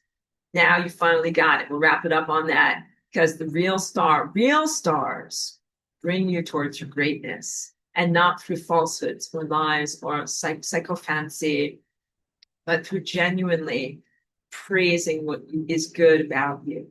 So if I paint a painting and I look at it and I'm like, this part looks awesome, that is the feeling state. But then when I look at my painting, I'm also like, this part, I put my elbow in it and it looks really bad and I need to fix it. So that is your life. You should be celebrated and praised for parts of you that are genuinely beautiful and genuinely well-formed. And then you should openly be critical of the parts that look really bad, that are from mistakes, or from accident, works in progress, and you're still trying to fix it up. And please know that the malevolencies of the sun and these stars are intentional. They are criminals. And that's why, just wrapping it up, why I exist as cosmic law enforcement, because this douchebag in the sky is not some innocent star who just happens to be doing a bunch of bad stuff. It's very malevolently and intentionally malevolent. And I am here to confront. And also, you guys help immensely when you don't get fooled and when you also have the energy of confrontation. Suzuka says, do you think I will be able to, let's see what you say, be able to build my light body, Aurora, after taking peptides for a year? Thank you for your question. And I will be totally honest so that that way you and others can really benefit from this. It's really questionable after taking some of these substances if you can undo what they have done in the body. When I say that I'm against something, it's not just for a stupid reason. It's always for a very logical reason, very logical in my emotions, and not here to simply be cruel to someone else, tell them something that holds them back on their journey. The problem with peptides is that they don't just go to one place in your body. They literally are going as structural somethings to the membranes, like the cell membranes and other components of the body. So it goes all over. So it's very different. Like if you did a tattoo, like, okay, guys, here are some basic life rules. Don't get tattoos. They're not going to help you to ascend, really, because you're putting holes in your body and pollutions in your body. So let's say, okay, I'm going to get a tattoo over here. It's whatever. It's a picture of whatever, Marilyn Monroe. Then that's only those cells that are affected with that. And then what you can do eventually is be like, we're going to have to clear that out. We're going to have to get rid of that ink. My body's going to have to process it. I'm going to have to apologize to those cells and be like, I'm sorry that I put millions of needles into you so I can have a silly picture on my body and that wasn't loving and everything. And the cells, when the needles were going in, were like, what is happening? And what is this ink? And why are you doing this? You're going to have full restitution if you did that. You're wondering about my earrings. So I came into this body in adulthood. I already had these holes. I didn't put any extra holes in, but I was like, okay, I already got these holes. We'll use these holes. Honestly, really, for real, I didn't put any extra holes in the body. What you want to do in order to ascend is to have your body as natural and as close to its original form as possible. So also, don't want to bring up anything with people's body image, but just use humor. Like if you have had plastic surgery to change your appearance, like you might have to revert to your original face of what you're, because that's your true blueprint and your true field. So please know this isn't sent to anyone who had to have reconstructive surgery. If you went through a windshield or your face got smashed or whatever, like you had to get yourself fixed up. Or similarly, whatever, if you had amputations, you had to have your body reconstructed or wear prostheses. That's different. But if you were changed due to cosmetic principles to look different, no, that's not your natural body form. And so a lot of these things have to do with lessons of self-love and self-celebration.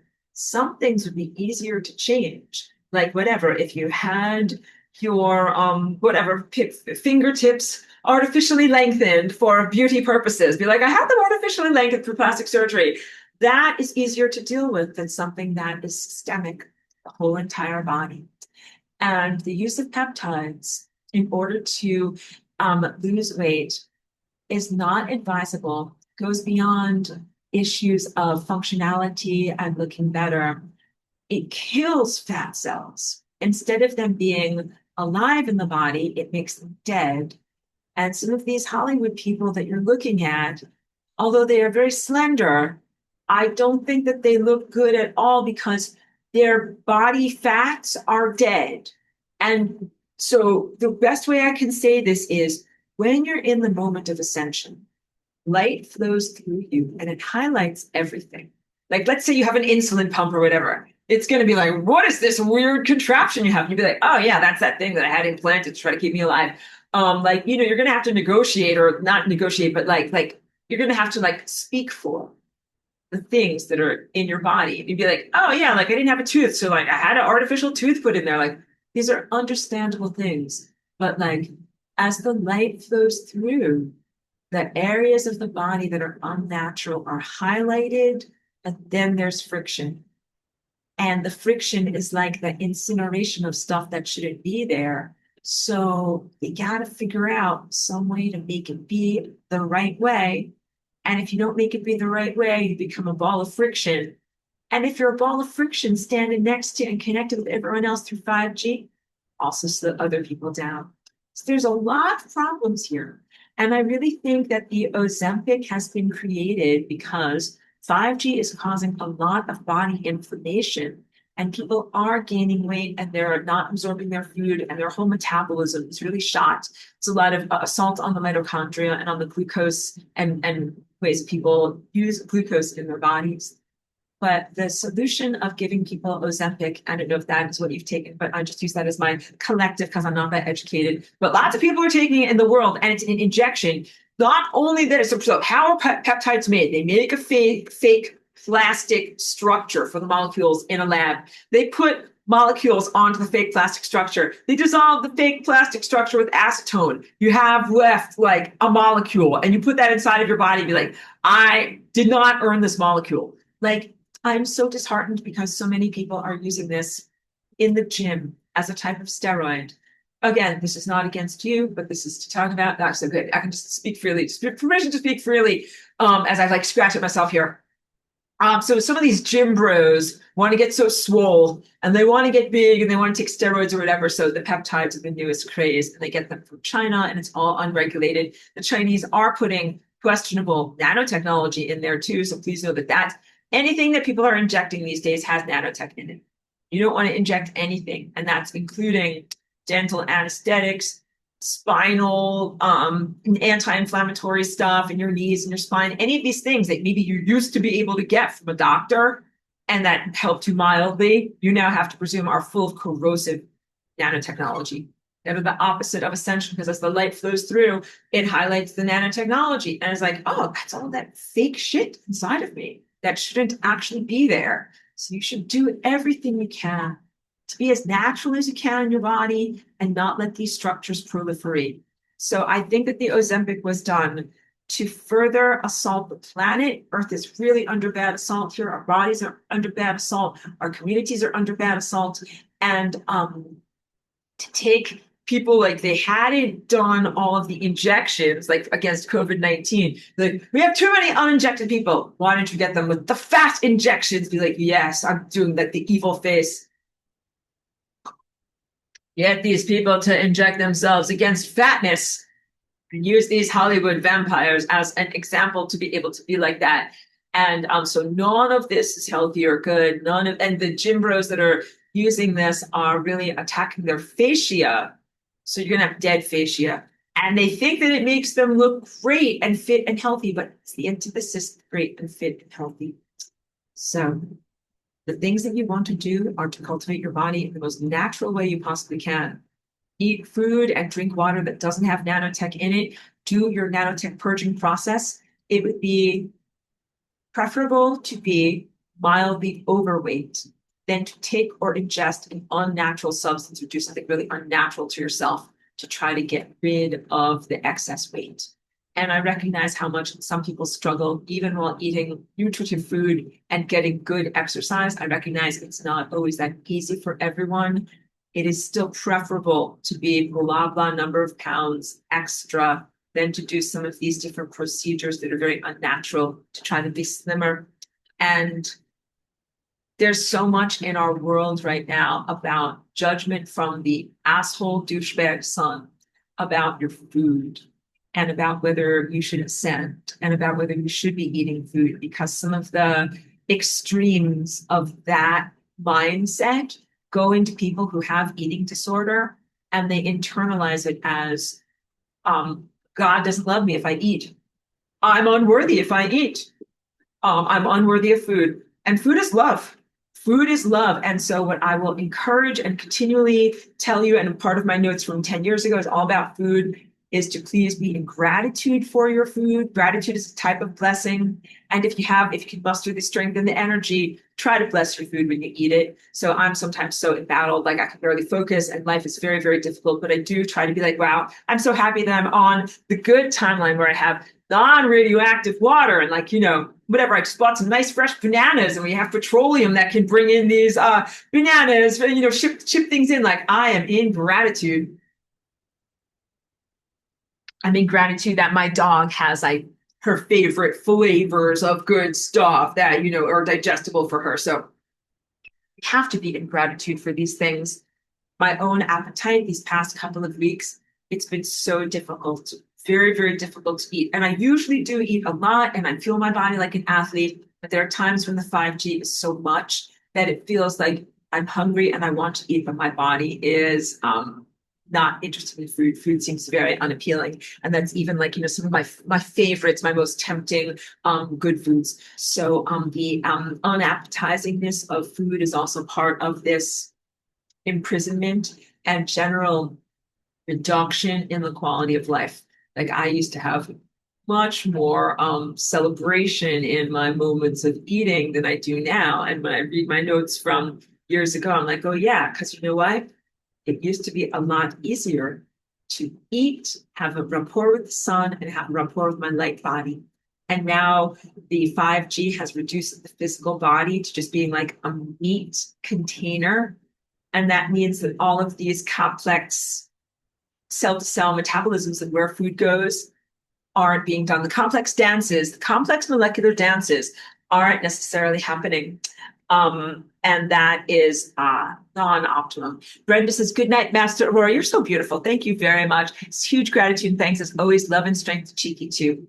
I want you to know, guys, it means the world to me. You send her love and energy. She is supernaturally hanging on and doing really pretty amazingly, considering all these things that are going on. And I'm like constantly like comforting her. And for her to eat also, like, it takes a ton of coaxing and fanfare and like we got to make it like the best, most amazing thing on like a beautiful little dish. Like, it is very difficult.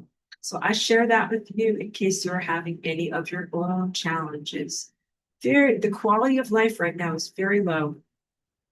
Please do not go into depression. Please know that things will get better, but it's also so difficult because it's like you should, whatever amount of time you have here in the world, you should be like, yeah. And then I ate that chocolate chip cookie and it was awesome and it was great. And then whatever, like the world ended. I fell over from a heart attack or I ascended 5 minutes later. Like, you should live life to the fullest up until the moment that you are no longer in your material existence or that you transcend or that things change. But unfortunately, these corrosive energies are taking a lot of the joy out of life, taking a lot of the pleasure out of life and the quality of existence. And all of that is, so extremely distressing. And I have to literally tell you with words like, this is not what life is supposed to be. Life is supposed to be much, much better. The brochure, the pleasure cruise, everything. And been very, very bad. So when you are reclaiming your energy, and you're going to create reality, you're like, screw you, son. Like, I'm kicking you out of my house. And you're a disappointment to me, but I still want to make reality happen. You can. That can be the first thing that you imagine. Imagine your freedom. Like, I am getting this amount of energy to embroider or generate reality. What's the first thing I'm going to create? I'm going to create my freedom. Not just the abstraction of freedom everywhere. Like, I don't care if that guy's free down there. I want to be free. And that's fair. That's very, very fair. Like, I want to be free and do my thing. Because if you're like, I'm going to create the abstraction of freedom, evil is going to be like, yoink, thanks for giving me a bunch of freedom. I think I'll do bad things with my freedom now. You have to be very, very selective in how you apply your energy. So please be sensible. Like, if we, in a theoretical world, if you were to receive wishes from a genie, be like, I'm going to wish for a million more wishes. Like, you have to be strategic in how you use your generative energy. Please move towards freedom. Please also wish for effective tools to keep your body safe and to feed your body, even if these safety shields aren't up and even if your usual source of food isn't available. Freedom, mental clarity, knowing what you need to do. Like, these are the very, very first things that you should spend your money on. Of course, like, I'm sure many of you want to have like a garden, like a new dress, like go into things that are not available in stores. Like, you really want to first get things together on the level of your freedom and then go from there. Mary Ellen, just love you. Aurora, this was a lot of info to digest. We have this there. Very, very glad that you feel that level of encouragement. And I'm continually sending you guys encouragement because the corrosive stories from the 5G tell you, like, don't even try, just fall over and die. Don't listen to those things. Whenever I'm doing personal session work with people and I'm using my crystals and I'm clearing 5G out of them, that's what I'm clearing out of the cells. These negative stories that tell you to die. I'm like, don't die. You don't have to end. Suzuka says, it felt like the peptides were overstimulating my mitochondria. It was one of the side effects I felt. Interesting. Yeah. So what they do is they take certain things that are the end result of healthy mitochondrial activity and they just kind of shove that in there, like, be healthy, be healthy. But it's all, it's very backwards. It's trying to reverse engineer something instead of move forward in postures of genuine health. And of course, we'd all want to have postures of genuine health. And also, please, again, I'm not in judgment of people wanting to do good things for their body, but I'm in judgment of the propaganda. Like, they don't tell you anything. And if you go to the doctor gives you so many lies. Please do not believe in any of these things. And also any of the type of cosmetic injections that people do in their faces for supposed health and beauty, like the Botox stuff. I've always been very against that. Not judging people for their vulnerabilities of wanting to look what they perceive as more beautiful, but it literally is a toxin for the pineal gland. So you have to get smart, guys. Understand that if they offer you a product, you have to read between the lines and be like, what is this really? And what is this really doing? Be as selective as you can on all these things. And the things that will help to protect you going forward is like, do a lot of the things the way that your grandmother did. Like, just because there's so many chemicals and everything is so fake, like, what did my grandmother brush her teeth with? Like, what did my grandma use for deodorant? Like, how did my grandma do this? I didn't even tell you, like, don't take artificial hormones, don't take artificial hormonal birth control, like all of these types of things. Like, just really comprehend that the substances that you take are becoming the building blocks of your body. If you take fake substances, you end up having fake building blocks. Then when the light flows through you, it's like, oh, you're made of 68% fake building blocks. Like, I'm sorry, but you can't move onward. So these are very, very real rationalities of the cosmic infrastructure who is not a douchebag at all and who wants to be very fair. But you got to do things naturally. You're so welcome, Aurelia. Thank you for being here in class. And says, I've been needing to eat so much more. Wait. Than I used to need, but very little energy. I really understand. Okay, so for anybody who's feeling this, because also I do a lot with supernatural sustenance. Like sometimes I might eat whatever many calories a day, but I'm walking on the treadmill so much, I'm taking in energy from another source. Or when I'm in my dance and I'm like, oh, like I need energy, but I only ate one cookie this morning. What am I going to do? Like I reach for the inner well of energy. So please know that that is a real thing and it really does exist. Most people use it when they're on, I've never done a marathon, but I would love to one day. They're on a marathon and they get really tired and they're like, I can't keep going. Or someone's like starving in the desert. Find the inner reserve. So you might have to reach for your inner reserve to be able to keep going. And also, you might have to kind of tempt and fool yourself into eating properly because it's very difficult right now. Like if you're not appetized and if food looks generally materialistic and like I have to put objects in my mouth and chew them up or whatever, what you should do is like, imagine that you're like taking care of a beautiful dog or a cat or a bird or someone that you love. Be like, make it a nice little thing for yourself. Put it on a nice little plate. Make it nice for yourself. Really, like, try to do it, and then try to make good food choices. It's a form of self-love. It is really important for you to do self-love while you're doing these things right now. And also, please do eat, even though it's difficult and we're in ascension and we want to move towards non-materiality.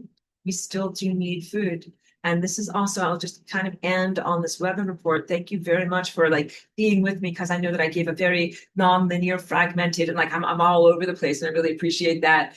But what we are experiencing, like what we're moving towards in terms of events and the culmination of these events, like there are many timelines where humans all over our world starved because the food source was removed prematurely. I can see those timelines and I see them for a reason so that I'm like, those are crappy timelines. Take the steering wheel and go away from those timelines. There were timelines that we bypassed this year that were so bad that humanity fell into cannibalism, like literal cannibalism of each other, and other forms of profound degradation that happen as a result of starvation. Because people do not make their best choices when they are starving. Let's just say that. We bypassed all of that very, very celebratorily. Celebrate this truth because you're not starving and you're not drinking muddy Giardia filled water and whatever, throwing up every day. Doing great. So of all of the alternatives, we're on one of the best, most optimum, most exalted timelines. Even if you're feeling like, oh, like I don't really feel much of an appetite, or I don't feel that great, like though other timelines are worse. And also, we've come to the level of the story where there really are not alternative timelines. So I used to always be looking to the left and the right of me and be like, well, what's going on over there? And what's going on over there? And very recently, like this is within the past 2 months or so, kind of since like we bypassed the nuclear war timeline with Trump and Iran and everything. And after that, it was like, this is it. This is the timeline. And I had to stop thinking about like, oh, in another version of reality, this happened or this happened. This is it, kid, is very much how I felt. And I continue to feel that way. So I'm incredibly uncompromising. And I would like for each one of you to also be uncompromising. Trust in yourself and your own divinity that you're like, I put myself here. The other options were total shit. This one is only mildly crappy and has the possibility to improve. All right, good. So also using humor really helps. And Mary Ellen says, no appetite and my face feels like it's frying. Okay. So the things that help, I know I already told you about my CASEA. I swear I am not a salesperson for that company, but I think it works really well. I put that stuff on the outside of my skin. I think it's Fountain of Youth and 5G protection. I also do a huge amount with topical melatonin. And I can't get those patches from the Philippines anymore. I wish I could. Those things were great. But what I do is get the powdered melatonin and put it into like my face cream or topical cream and put it on usually before I go to bed. And then I also do the red chicken light at the same time. And those things really help. So for your face and exposure to the sun, mix melatonin with skin cream. I also put on a mineral sunblock. And then also you might still want to do some extra. It's called NaPCl. It is like a salty hydration, or aloe spray, or hyaluronic acid. Because you gotta have like a moist cake. Then you gotta put icing on the moist cake. Like you gotta do a lot.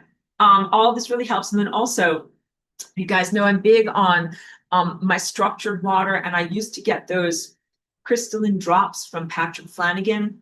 I don't know if they make them anymore. And this is just like the good stuff from the Philippines. Like I use that every day. And I think I might have gotten the last bottle on earth. And it was super expensive. It was like 3 times what it usually costs. And I even got in touch with my friend who used to know Patrick Flanagan. Like, what's going on? Is the stuff out of production or whatever? And they couldn't get back to me. So I don't know. Sometimes when something is so effective, but it's the silica drops that helps water to actually be more penetrative and hydrating, that might also really help you. Because otherwise, I find that I drink water, but I still feel thirsty. But if I put the hydrating drops in there, that really helps. You're very welcome. Suzuka says, thank you. Try to be well, Cheeky. Thank you so much, Suzuka. And I'm sending you positive energy on your health, vitality, wellness, everything. And Amy says, I make everything from scratch. If anyone wants info, toothpaste, body soap, laundry soap, wait, more fantastic. You know something? Amy, thank you for that beautiful offer. And I bet that we would all really love to know about that. So if you would like to, you can like write it down and send it to me and I can include it in like class notes or something like that. But we all need this. And if you want to know what I use, I found this type of tooth powder that I think is very good. That again, I'm not a like salesman for any of these people or whatever, but I think it's very natural and it's like the, minerals, coconut oil and peppermint powder. Like it's good stuff. Find your own natural version of this stuff. Yeah, good, good. Write everything down. And I think that that's really positive. And also like it's very challenging. I live in an apartment. People have a shared laundry room over here. And sometimes they use those dryer sheets. That's like that is a chemical weapon coming out of the dryer. So it's also really challenging because we're trying to keep ourselves clear. But please know that all these other chemicals coming from other people can also be a real challenge. So let's see if we can encourage our communities to be 10,000% less emitting of these consciousness disruption chemicals. And this just like will help you, pardon me so much, will help you to be able to keep your body as clean as you can. All right. Eventually, when you are totally in your mature, active, activated form, you will be able to clean yourself out with your mind. And you'll also be able to clean out the rest of the world with your mind. So we'll leave on this note to file this away as a positive thing for the future. When you really activate your higher faculties, your body is a universe. You get to know your whole entire body. And you're like, what's that weird thing? What's that? Marilyn Monroe on my skin? That needs to get cleared out. You learn to clear it out with your mind. And let's say you're walking along and you're like, what's this dirty water here? You can clear it out with your mind. But if you're like, what's this tree that has aluminum in its tree bark? Clear it out with your mind. And you can start to do that across the whole entire world. And we all do this. So please know that what seems like an insurmountable or impossible level of pollution in your body or in the world, when you gain your psychic capabilities, becomes very doable. And I will want you to know also, like I am very capable and I'm doing a lot of cleaning, but there's always a lot of muddy footprints in my face. Like I did the cleaning and then somebody walked across my perfectly clean, perfectly non-chemtrailed sky with a bunch more aluminum. Makes me feel very, very mad. But please do know that I'm on the job and you'll be on the job one day too. Okay, good, fantastic. So epic journey for today. Thank you for being on this journey with me. Nothing but praise for you guys. Nothing but praise. I have so much criticism for the sun, the inattentive ones, invaders to our world, and those who don't have boundaries, and those who are pathogenic, and those who are complicit with pathogenesis, who are actually the good ones of this world. Only praise and encouragement and want you to keep going on your journey and for you to be successful.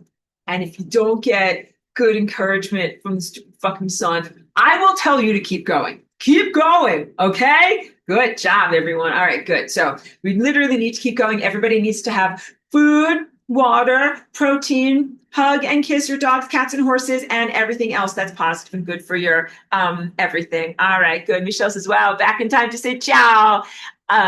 Say this again. My voice will not say it right, but say ciao a tutte con molto amore. I hope I said that right. Thank you, Michelangelo. Have a beautiful night, everyone. Good job.